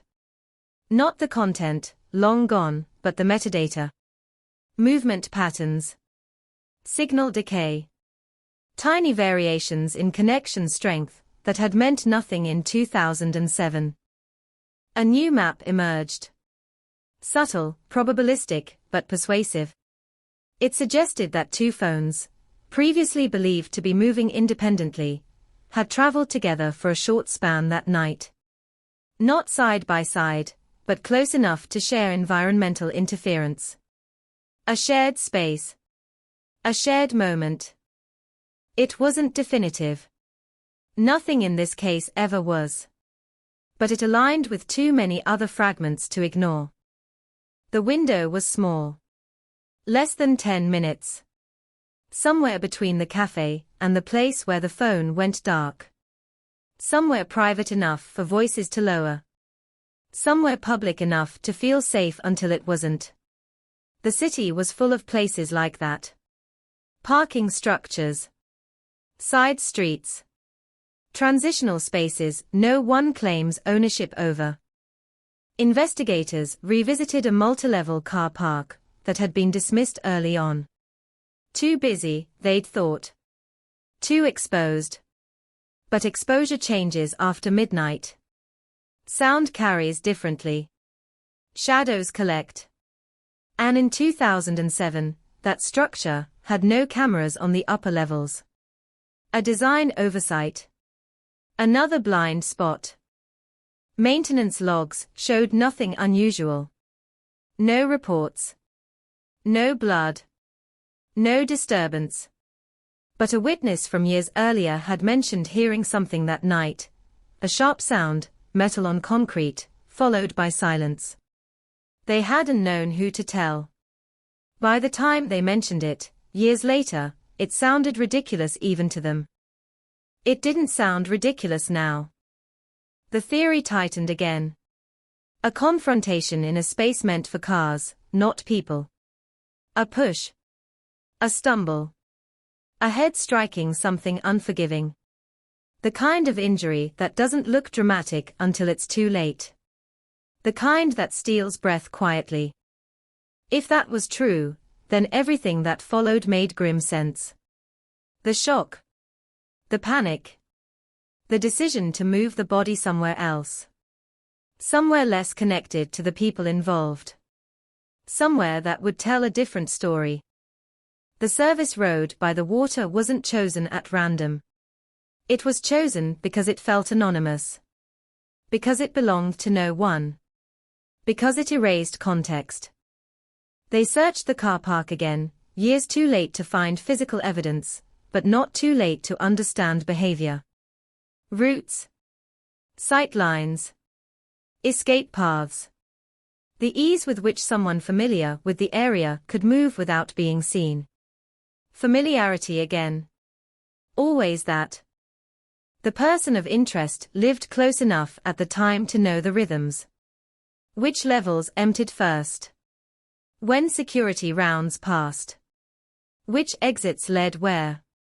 Knowledge like that doesn't feel sinister until it is. When approached with these questions, hypothetical, carefully framed, the response was measured. Calm. Curious, even. Too curious. Questions about how conclusions were drawn. About what data could and couldn't show. The interest of someone thinking several steps ahead. Investigators noticed something else then.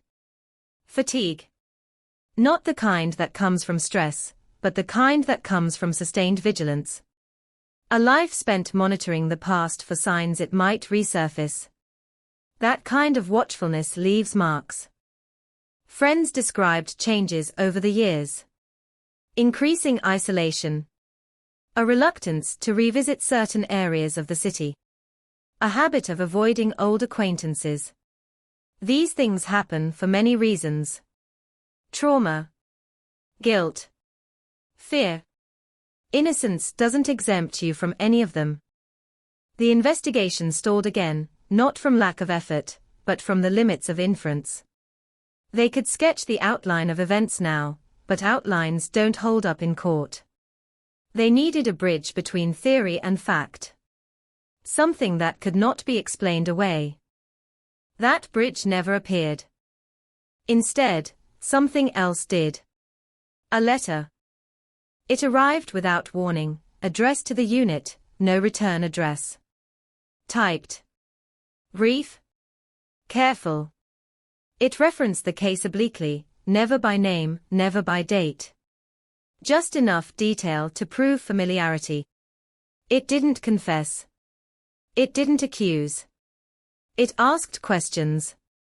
About evidence. About timelines. About whether certain details were known publicly or privately. It read like reconnaissance. Handwriting analysis was impossible. There was none. Linguistic analysis suggested education, restraint, a deliberate avoidance of emotional language. The sender wanted information, not absolution. The letter ended with a single line that unsettled everyone who read it. Some accidents don't stop being accidents just because time passes. The letter was never followed by another. It could not be traced. It could not be used. But it confirmed what many had suspected. Someone out there was still engaged. Still watching. Still thinking about how the story might be told. The person of interest denied any knowledge of it. Of course they did. There was no proof otherwise. The denial changed nothing and everything. It kept the case alive in the minds of those who refused to let it rest.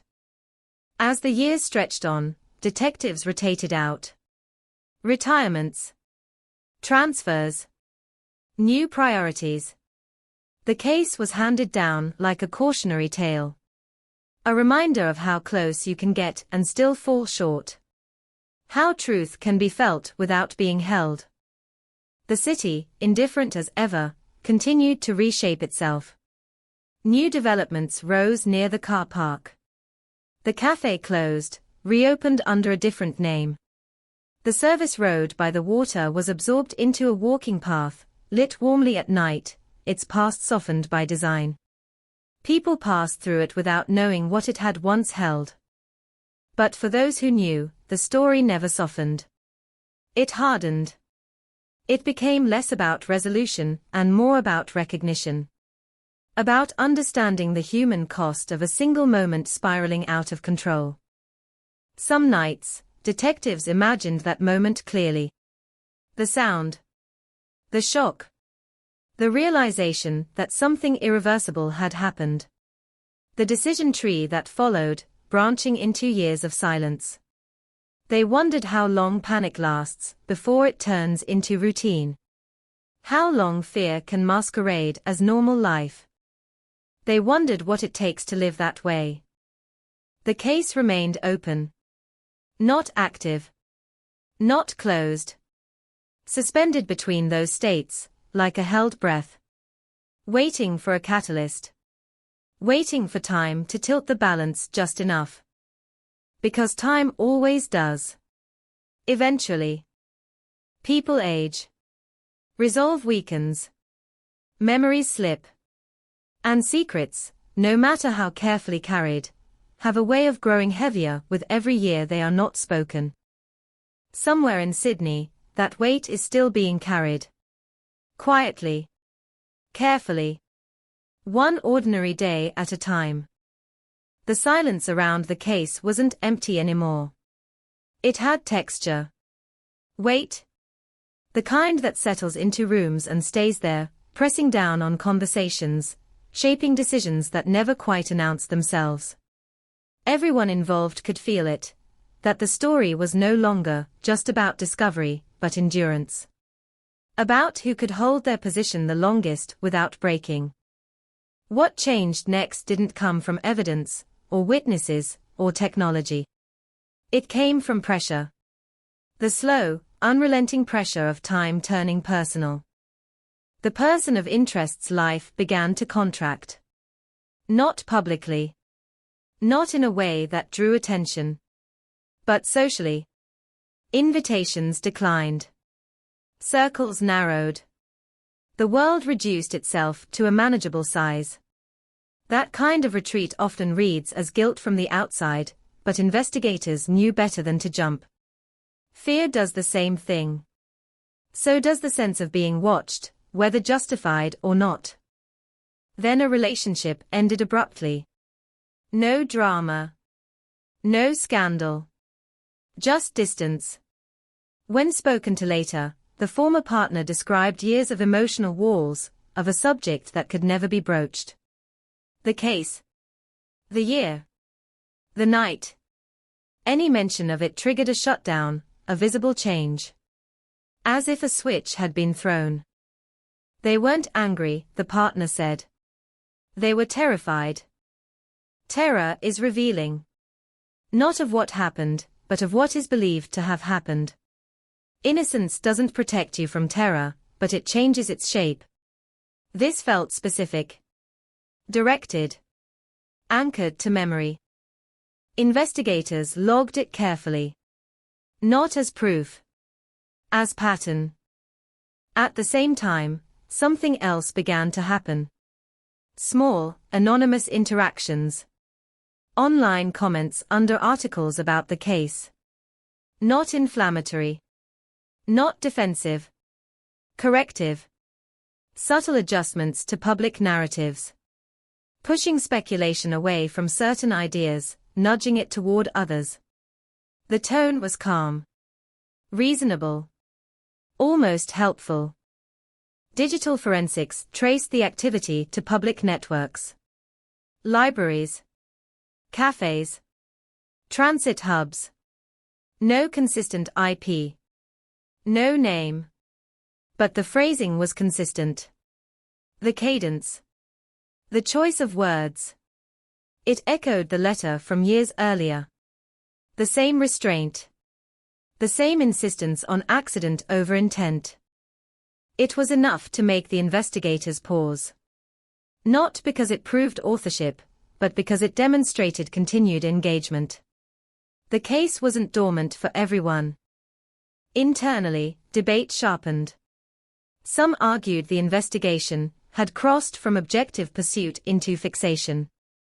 That too much meaning was being pulled from ambiguity. Others argued the opposite, that the refusal to confront what was emerging was its own form of avoidance. That comfort, not caution, was the real enemy. No one won that argument. It simply continued, unresolved, like the case itself. The victim's family was informed again, carefully, gently, that nothing concrete had changed. They nodded. They were used to that sentence. But something in their posture had shifted. Less patience.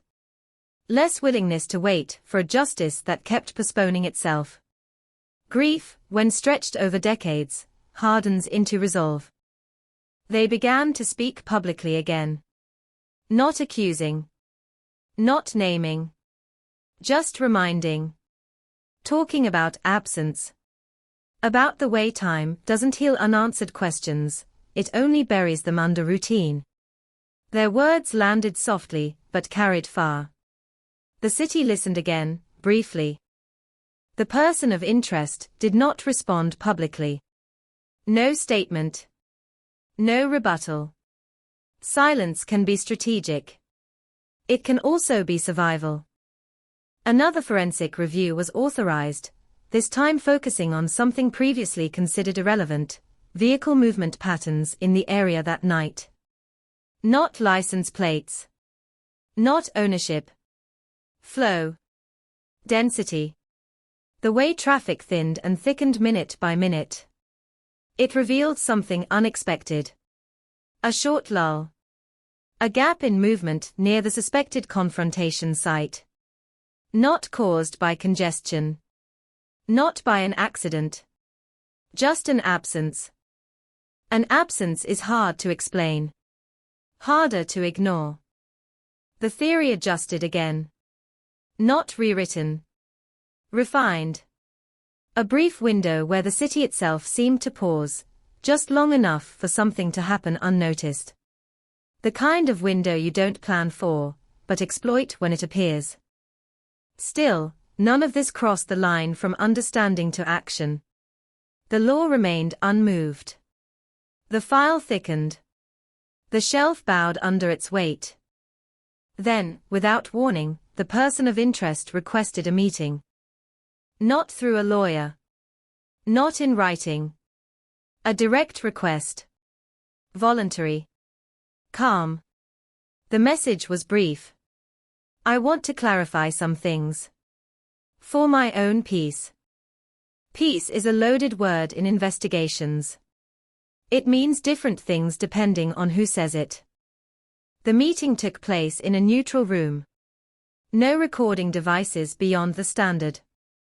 No confrontational posture. Just questions and answers. The person spoke at length, revisiting old ground, offering context, reframing memories. They admitted fear. Confusion. Even regret. But not responsibility. I think about it every day, they said, voice steady. That doesn't make me guilty. It makes me human. They described the victim with precision. Habits. Preferences. Small details that hadn't been public. That knowledge could have come from closeness. Or from obsession. Or from years of replaying the same memories. It was impossible to tell. At one point, unprompted, they said something that shifted the air in the room. If I could change one thing, they said, it would be not walking away. Walking away from what was never specified. The interview ended without incident. No arrest. No accusation. Just a transcript added to the pile. Afterward, investigators sat with it in silence. The statement was ambiguous enough to mean anything. Or everything. It was a confession shaped like a shadow. Present, but not solid. The legal assessment remained unchanged. No charges. No movement. And yet, something irreversible had happened. The distance between the investigation and its focus had collapsed. The story had entered a new phase, not of discovery, but of proximity. The truth, whatever it was, felt close enough to touch, but still just out of reach. Cold cases rarely end with revelations. More often, they end with understanding that never quite becomes proof. With knowledge that lives in rooms without verdicts. Sydney rolled on, unaware or unwilling to notice. The paths by the water filled with people again. Laughter returned. Dogs barked. The city reclaimed its rhythms. But beneath that motion, the case continued to pulse quietly. A reminder that some moments never truly pass. They wait. They echo. They demand to be acknowledged. And somewhere, in the space between memory and admission, the truth remained suspended, still breathing, still pressing, still unfinished. After the meeting, the case entered its quietest phase, which was also its most dangerous. Silence, when shared by too many people, stops being absence and starts becoming agreement. Investigators knew this. They felt the risk of letting familiarity dull their instincts, of allowing proximity to masquerade as progress. The story was close now, close enough to blur, but still refused to resolve into something that could be held. The transcript of the voluntary interview was read and reread, not for what it said, but for how it moved. Where the speaker slowed. Where they chose precision. Where they drifted into abstraction. Language is a map of intention, and this map was carefully drawn. The phrase about walking away sat at the center like a fault line. It could mean leaving a conversation. Leaving a place. Leaving a person alive. Or not staying to help. Each interpretation carried a different moral weight, and none could be proven. Investigators argued quietly about whether it had been intentional bait. A controlled release of ambiguity designed to relieve internal pressure, without triggering legal consequence. People do this when they want to be seen as honest without being exposed. When confession feels necessary but unsafe. Outside the unit, life continued to compress. The person of interest's circle narrowed further. Work hours shifted. A new job, less public-facing. Less visible. A move to a different part of the city, framed as a lifestyle change. Closer to the outskirts. Closer to quiet. No laws broken. No rules bent. Just distance. Distance has always been the currency of this case. Another analyst joined the review, younger, less attached to the history.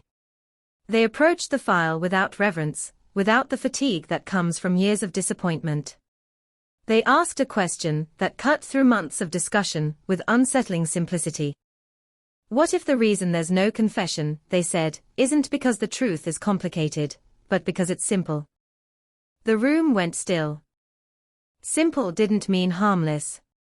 It meant unadorned. It meant one moment, one action, one irreversible outcome. No elaborate cover-up. No long chain of decisions. Just a choice made too fast, followed by choices made too slowly. The analyst pointed to the consistency of one theme across every stage of the case: control. Emotional control. Narrative control. Scene control. Even now, control over how much was given away. That kind of consistency suggested not a criminal mastermind, but a personality. Someone who managed chaos by narrowing it. By deciding what mattered and discarding the rest. They returned to the idea of aftermath psychology. What people do immediately after something goes wrong often reveals more than the act itself. The selective cleaning. The return of the car. The movement of the body to a neutral space. These were not the actions of someone improvising wildly. They were the actions of someone trying to stabilize a situation that had slipped. Stabilization implies hope. The hope that if things are put back in the right order, consequences might not follow. That hope can last for minutes, hours, years. A behavioral specialist was consulted, quietly, unofficially. They reviewed the known actions without names attached. Their conclusion was cautious but pointed. The behavior fit someone who believed they had caused harm without intent, and who had chosen concealment not to escape justice, but to avoid destroying everything else connected to them. Family. Career. Identity. That distinction mattered. It reframed the case not as a hunt for malice, but for fear. Fear is harder to prosecute. The specialist also noted something else. People who carry this kind of secret rarely confess spontaneously. Not because they don't feel guilt, but because confession would require accepting a version of themselves they have spent years resisting. Instead, they circle the truth. They test boundaries. They say almost enough. Almost. That word followed the case everywhere. A small but unsettling discovery emerged next, not from evidence, but from timing. The person of interest had taken leave from work shortly after the original death.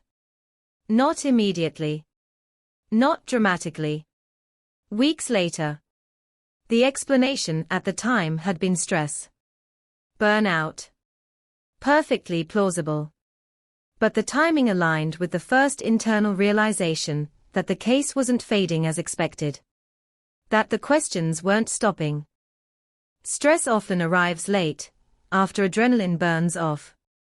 After reality settles in. Investigators reconstructed that period again, this time focusing on the psychological arc rather than the physical timeline. Shock. Denial. Control. Vigilance. Adaptation. Over the years, that vigilance had become habitual. Checking news. Monitoring conversations. Adjusting behavior. Living in response to a past moment that refused to stay past. The city, meanwhile, offered cover. Cities always do. They allow people to reinvent themselves without explanation. To become less than they were. To disappear without leaving. Sydney had grown large enough to absorb almost anything. The victim's family felt the shift too.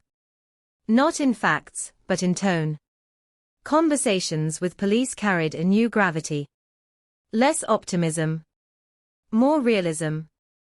They were told, gently, that this might be as close as it ever got. That the truth might exist without a courtroom. That justice, in its formal sense, might never arrive. They didn't argue. They had known this for a long time. What hurt wasn't the possibility. It was the confirmation. Still, they asked for one thing. That the case not be quietly closed. That the record reflect the reality, that this wasn't a mystery abandoned for lack of effort, but a truth constrained by time. Investigators agreed. The file would remain open. The language would matter. Language always matters in the end. As years continued to stack, the person of interest aged into a quieter version of themselves. Hair graying. Movements slower. The sharp edges softened by time. From the outside, there was nothing remarkable about them. That was perhaps the most unsettling part. If this person had carried the truth, they had carried it without spectacle. Detectives wondered if aging would loosen something. It often does. Fear shifts as priorities change. The future shrinks. The past grows louder. People begin to want their stories told correctly, even if that story includes failure. There were moments, small, private ones, when it seemed close. A conversation cut short. A message drafted and deleted. A question asked that didn't need to be asked. Each time, it slipped away again. The case hovered in that space, neither advancing nor retreating, like a storm that never quite breaks. For those involved, it became a lesson in limits. Not of effort, but of certainty. Not everything that happens leaves behind something that can be proven. But that doesn't mean it didn't happen. Some nights, the investigators imagined the city as it had been that night in 2007. The lights. The gaps. The ordinary spaces that briefly became something else. They imagined the moment before the moment, the last chance for things to go differently. Those moments exist in every tragedy, invisible until it's too late. The case continued, not in headlines or courtrooms, but in the quiet accumulation of understanding. A shared, unspoken recognition among those closest to it that the truth was no longer a mystery to be solved, but a weight to be carried. And somewhere, in the rhythm of everyday life, that weight was being carried still. Carefully. Deliberately. By someone who knew exactly how much depended on their silence, and how much it cost to maintain it. The case reached a point where nothing new needed to happen for everything to feel different. The knowledge that had accumulated over years, fragments, patterns, silences, had settled into something heavier than evidence. It shaped how investigators spoke to each other, how they wrote reports, how they chose words that could live on paper without collapsing under scrutiny. They were no longer chasing answers. They were managing truth. That distinction mattered. A new review panel was convened, quietly, composed of people who had not lived with the case day after day. Outsiders. Fresh eyes. Not to solve it, but to assess whether it still deserved to remain open in name as well as spirit. These panels tend to be procedural, clinical. This one was not. The questions were sharper. Less about what was missing, more about what was known. What emerged from those sessions was something close to consensus, though no one used that word. The case was no longer cold in the traditional sense. It was warm with understanding, but frozen by law. The outline of events was plausible enough to be believed internally, but too diffuse to be proven externally. The distance between belief and proof had become the defining feature. One panel member said something that lingered long after the meeting ended. "You're not investigating a crime anymore," they said. "You're investigating a life lived around a moment." That reframed everything. Attention shifted, subtly, to the long arc of behavior that followed the night in 2007. Not to criminal acts, but to choices. Moves made. Paths avoided. Words selected carefully. Over years, these choices formed a secondary narrative, one that existed parallel to the official one. A narrative of adaptation. Adaptation can look like resilience. It can also look like concealment. Often, it looks like both. The person of interest continued to live quietly. No brushes with the law. No public missteps. A life that would never attract attention on its own. That normalcy had once frustrated investigators. Now it unnerved them. It suggested discipline. Control maintained over decades. That takes effort. And effort implies motivation. At the same time, the city itself began to remember differently. Podcasts revisited the case with more nuance, less sensationalism. Long-form pieces focused on the idea of unresolved truth rather than mystery. The language softened, but the implications sharpened. The question shifted from who did it to how someone could live with it. The person of interest did not engage with these narratives. No comments. No clarifications. But digital footprints showed they were reading them. Not obsessively. Selectively. Certain articles. Certain episodes. Always the ones that emphasized accident over intent, tragedy over crime. The pattern was consistent enough to be meaningful. Meaning, again, without proof. One investigator, nearing retirement, requested to review the file one last time. Not to add anything. To understand what he would be leaving behind. He read it slowly, chronologically, resisting the urge to jump ahead. He noted how the tone changed over the years. Early urgency gave way to methodical frustration, then to something quieter. Acceptance, perhaps. Or resolve.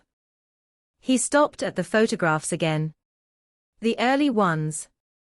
The service road. The light. The scrub. He remembered standing there himself, years earlier, imagining how the night must have sounded. He remembered thinking how wrong it all felt. That feeling had never left him. Before closing the file, he added a single line to the internal notes. Not a conclusion. Not an accusation. Just an observation. The absence of chaos suggests the presence of intention, even if the outcome was unintended. It wasn't actionable. It wasn't publishable. But it felt true. As retirement approached, conversations turned reflective. Younger detectives asked what it was like to work a case like this for so long. The answer was never simple. It teaches patience. It teaches humility. It teaches you that truth is not always aligned with justice, and that the gap between them can stretch across a lifetime. The victim's family marked another anniversary privately. No cameras. No statements. Just a walk by the water, not far from where the body had been found. They spoke about the person they had lost, not the case. They had learned that the case could consume everything if allowed. Love had to exist outside it. They had also learned something else. That knowing, really knowing, was different from being told. Over the years, through conversations and silences and the careful phrasing of updates, they had formed their own understanding. It wasn't official. It wasn't confirmed. But it was enough to shape how they remembered. That understanding brought a strange kind of peace. Not forgiveness. Not closure. Just orientation. The ability to place the loss somewhere specific rather than letting it drift endlessly. Inside the unit, the case remained open. But its status shifted. It was no longer waiting for evidence. It was waiting for change. Change in circumstance. Change in people. Change in time's leverage over fear. Time does not pressure everyone equally. For some, it dulls edges. For others, it sharpens them. Aging brings reflection, but also urgency. The sense that certain things must be settled before they can no longer be settled at all. The person of interest began to experience health issues. Nothing dramatic. Manageable. But reminders of finitude have a way of rearranging priorities. Friends noticed a change. Less guarded. More prone to nostalgia. Stories revisited. Moments from the past discussed with unusual openness, except for one. That night remained untouched. Still sealed. Still avoided with surgical precision. Investigators wondered if this was the window they had been waiting for. Not because someone would confess outright, but because the calculus might change. Fear of consequence competes with fear of dying misunderstood. At some point, one outweighs the other. But no confession came. Instead, there were hints. Half-statements. Emotional reactions out of proportion to the trigger. A quiet acknowledgement, once in a moment of vulnerability, that things don't always happen the way people think they do. The listener didn't push. They sensed the boundary. Pushing might close it forever. This was the final cruelty of the case. That pushing too hard could destroy the fragile equilibrium that allowed the truth to exist at all. The law demands clarity.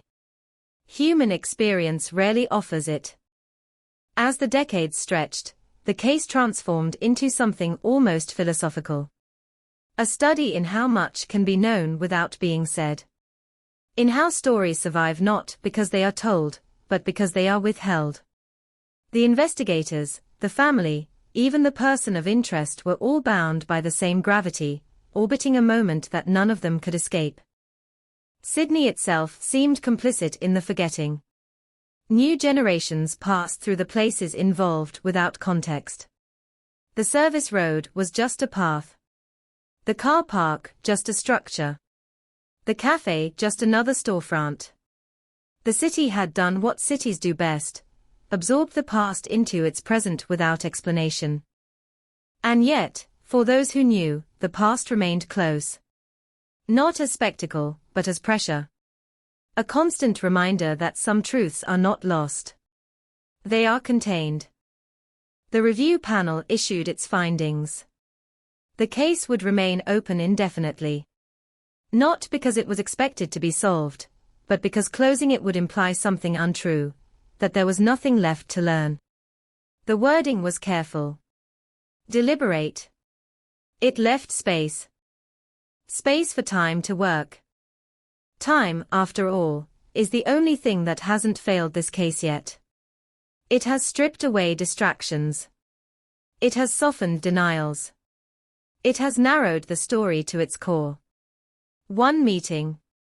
One moment.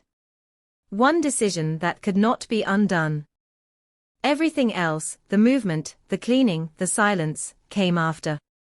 As one investigator put it, late one night, staring at the file long after everyone else had left, we don't need more answers. We need one person to stop holding theirs. That was the truth of it. Not hidden evidence. Not missing witnesses. Just a single human barrier between understanding and certainty. Until that barrier moved, or fell, the case would remain what it had become. Not a mystery in the traditional sense, but an unresolved agreement between silence and time. And somewhere, in that agreement, the truth continued to exist. Unspoken. Unfinished. Waiting. By the time the case reached its third decade, it no longer behaved like an investigation. It behaved like a presence. Something that lingered in rooms long after conversations ended, something that followed people home without ever announcing itself. The file still existed, still thickened incrementally, but the real weight lived elsewhere, in habits, in glances, in the way certain names were never said out loud. What shifted next wasn't external. It was internal. A subtle recalibration among those closest to the truth. One investigator began to notice a pattern not in the evidence, but in himself. Every time the case resurfaced publicly, another podcast, another anniversary article, he felt a familiar tightening, followed by relief when nothing came of it. Relief, not frustration. That bothered him. It suggested an expectation that had quietly formed over the years, that nothing would happen, because something already had. That realization spread. Not as a conclusion, but as a shared feeling. The case wasn't stalled because it lacked answers. It was stalled because the remaining answer lived in one place only, and that place was sealed by choice. The person of interest continued to age. The city aged with them. Landmarks shifted. Faces disappeared.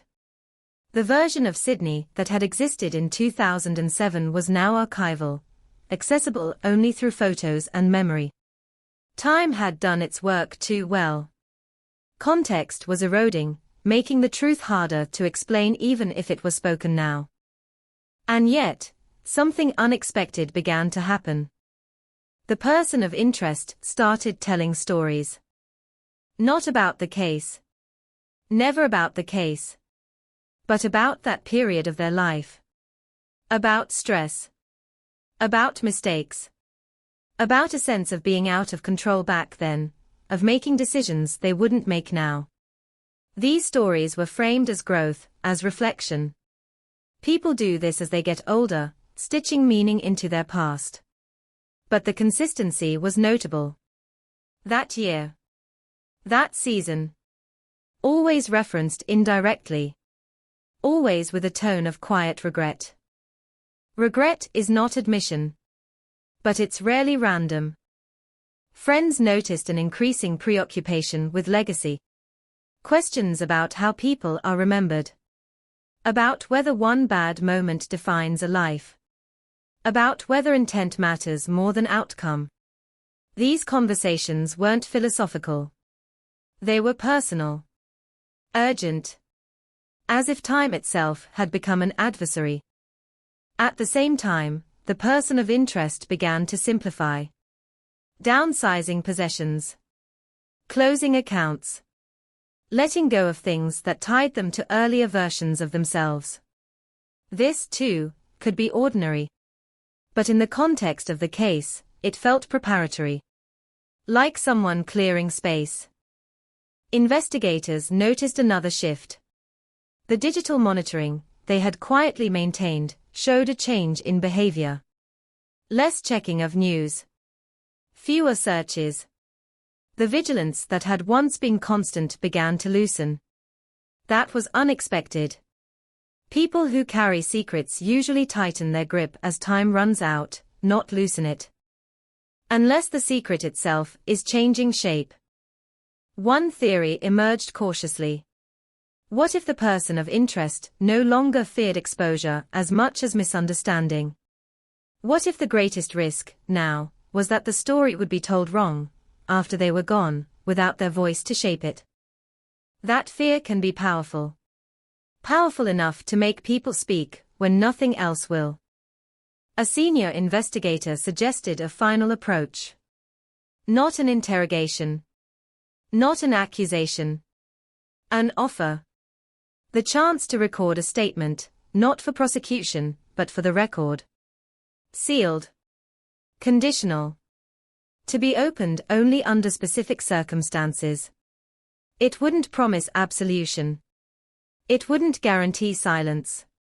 But it would give the person of interest something they hadn't had in all these years: control over how their truth existed. The proposal was controversial. Some saw it as capitulation. Others saw it as realism. The law had limits. Humanity had fewer. The offer was made carefully, through intermediaries, without pressure. The response took weeks. When it came, it was not acceptance. Not refusal. It was a question. What would happen to them? Them was not defined. The investigator answering the question didn't ask for clarification. They didn't need to. They answered honestly. That it would change how people understood the case. That it would give context. That it would not erase harm. That it might, finally, allow the truth to exist without speculation. Silence followed. Long, heavy. The kind of silence that suggests calculation, not avoidance. During that time, the person of interest withdrew further. Missed calls. Cancelled plans. A brief hospital stay, explained as routine. Mortality had entered the room, uninvited, and it was not leaving. The victim's family was informed, in abstract terms, that something might change. Not soon. Not certainly. Just that the possibility now existed for a version of the truth to surface, one that might never have before. They received this information quietly. Without visible reaction. They had learned to manage hope carefully. One of them asked a question that cut through everything. Will it be the whole truth, they asked, or just enough? No one could answer that. The case had reached its most fragile equilibrium yet. Not between evidence and doubt, but between silence and speech. The difference was no longer procedural. It was moral. The truth could emerge, but only shaped by the person who had controlled it for so long. And control, once established, is hard to surrender. Sydney moved through another year. Seasons changed. People passed by the water without looking. The service road existed now only as a path, stripped of its history by time and renovation. The city had done everything it could to forget. The case had not. In the end, the question was no longer whether the truth would come out. It was how. As a confession. As a statement. As a final attempt to reframe a life around a moment that refused to stay contained.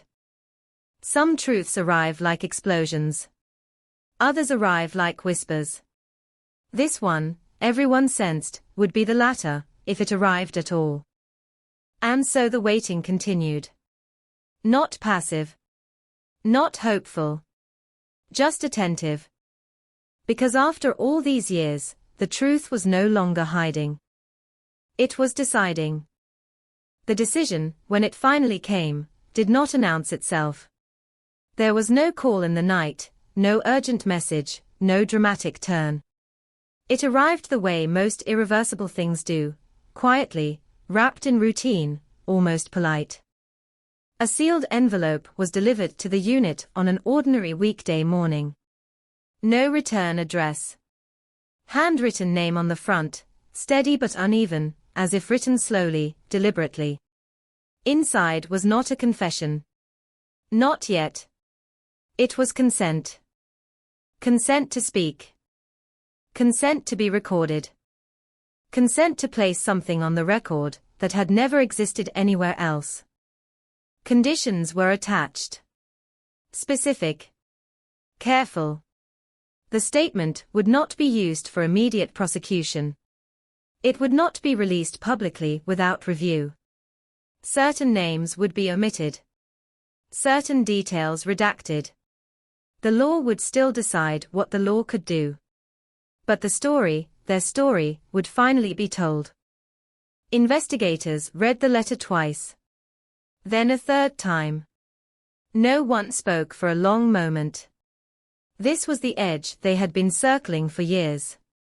The place where the case either dissolved into permanent ambiguity or crossed into something else entirely. They agreed. The recording took place in a controlled environment, neutral and unremarkable. No windows. Soft lighting. 2 investigators present. No adversarial posture. This was not an interrogation. It was a reckoning. The person of interest looked older than their age. Not frail. Just worn in a way that suggested years of internal resistance. They sat carefully, hands folded, eyes unfocused at first, as if adjusting to the idea that silence was no longer required. They began without prompting. They spoke of the victim first. Not the night. Not the event. The person. How they met. How proximity had turned into pressure. How conversations that should have ended didn't. How expectations formed without being agreed upon. How something small grew teeth. The investigators let it flow. Interruptions would break the spell. This was not about precision yet. It was about continuity, keeping the door open long enough for the truth to walk through. When the night finally arrived in the telling, it did so without drama. A meeting. A conversation meant to resolve something. A place chosen because it felt neutral. Voices were raised. Not shouting. Intensity. Fear surfaced. Words were said that could not be unsaid. The victim threatened to change something fundamental. Not violently. Not maliciously. Just decisively. The person speaking paused then. Took a breath that sounded practiced. I didn't mean to hurt them, they said. I meant to stop them from leaving. The moment unfolded quickly after that. A movement. Resistance. A loss of balance. Impact. Silence that arrived too fast. Too complete. They described kneeling. Calling the victim's name. Shaking them. Waiting for a response that never came. Shock set in before understanding. Panic followed.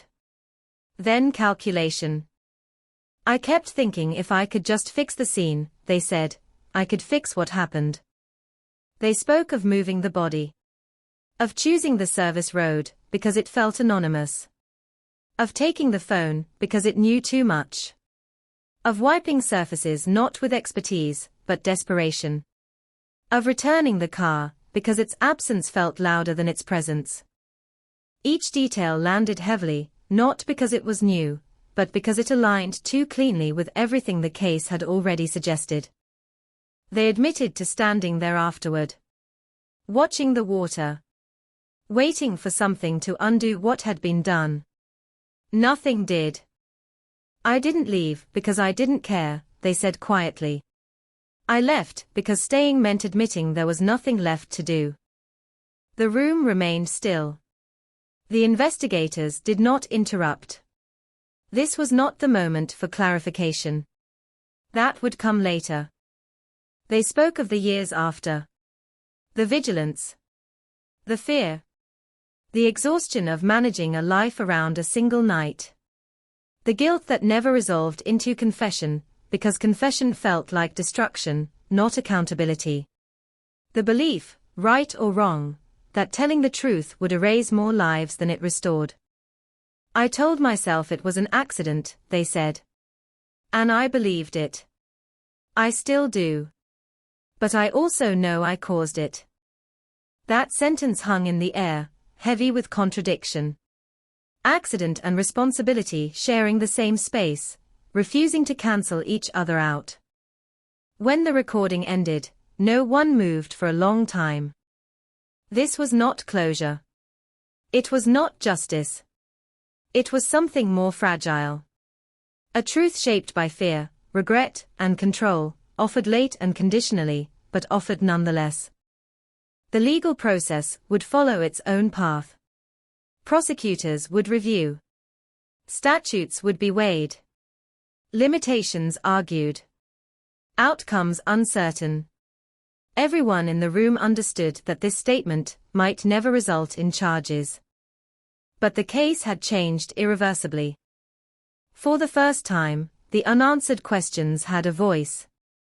The investigators stepped outside afterward into ordinary daylight. Traffic moved. Phones rang. The city did not pause. It never does. But something fundamental had shifted. The truth was no longer theoretical. It existed. Somewhere between confession and explanation, between guilt and fear, a version of the night in 2007 had finally been spoken out loud. Not to cameras. Not to a jury. But into a room that had been waiting for years to hear it. Whether the world would ever hear it was another question entirely. But for the case itself, for the long, suspended breath it had been holding, the silence had finally broken. And once broken, it could never be restored. What followed the recording was not resolution, but a long exhale that exposed how little oxygen the case had been surviving on. The truth, once spoken, did not rush outward. It settled. It demanded to be handled carefully, as if any sudden movement might fracture it beyond recognition. Transcripts were produced slowly. Every word was weighed. Not for style, not for clarity, but for consequence. Language that sounds confessional to the ear can read ambiguous on the page. Phrases like "I didn't mean to," and "it just happened" carry legal gravity far heavier than their emotional intent. The law does not listen the way humans do. It parses. Prosecutors reviewed the statement in silence, each from their own angle, each aware that this was not a clean ending but a complicated beginning. Statutes of limitation loomed like architecture, immovable, indifferent. Certain charges were no longer viable. Others existed only in theory, dependent on interpretation, intent, and whether a jury could be persuaded to see the night not as chaos, but as culpability.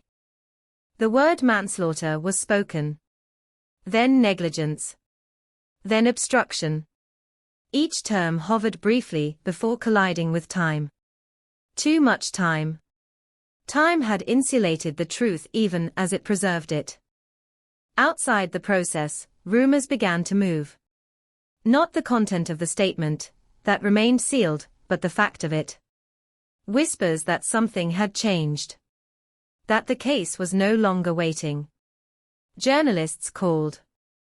Old sources resurfaced. The city, which had forgotten almost everything, began to remember just enough to feel uneasy. The victim's family was invited in. They were not shown the full recording. Not yet. Instead, they were given an account, measured, humane, stripped of unnecessary detail. Enough to understand the shape of what had happened. Enough to know that their private understanding had not been wrong. They listened without interruption. Without tears. Grief, when stretched across decades, does not erupt. It compresses. One of them asked whether the person had ever come back. Ever stood where it happened again. Ever spoken their loved one's name afterward. The answer was yes. That was the moment something shifted. Not forgiveness. But recognition. The knowledge that the person responsible had not simply erased the victim from their internal world. That they had carried them, however imperfectly, through the years. The family asked for time. Time to decide what they wanted next. Time to determine whether truth alone was enough, or whether accountability still mattered, even this late. They were not pressured. For once, the case waited for them. Meanwhile, the person who had spoken retreated entirely from public life. Not in fear.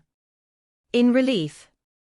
The vigilance that had governed their days for so long dissolved, replaced by something quieter and more dangerous, reflection. Without secrecy to maintain, there was nothing left to manage but memory.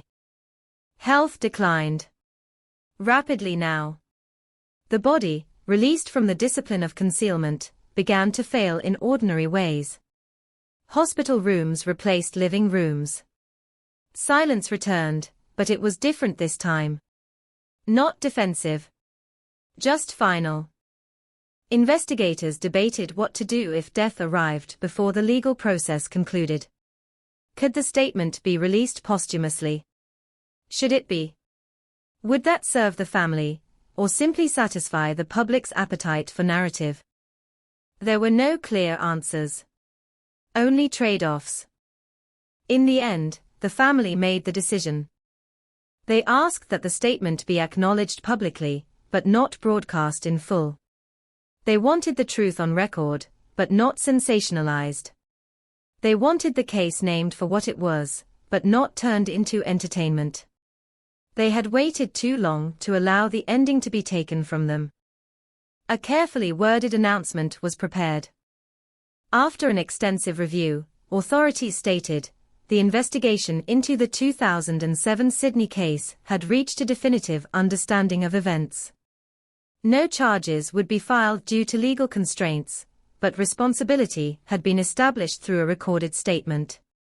The case would be closed administratively, with findings noted. No names were released. The reaction was immediate and fractured. Some called it justice delayed beyond meaning.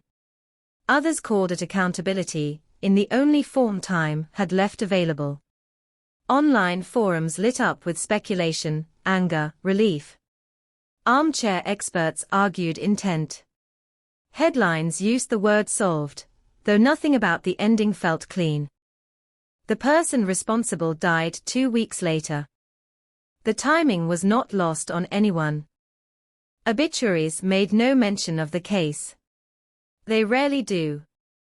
Lives are summarized by what can be safely said, not by what mattered most. But among those who knew, the silence carried weight. A life ended with its defining truth finally spoken, but never publicly owned. The sealed recording remained in evidence, archived, accessible only under specific conditions.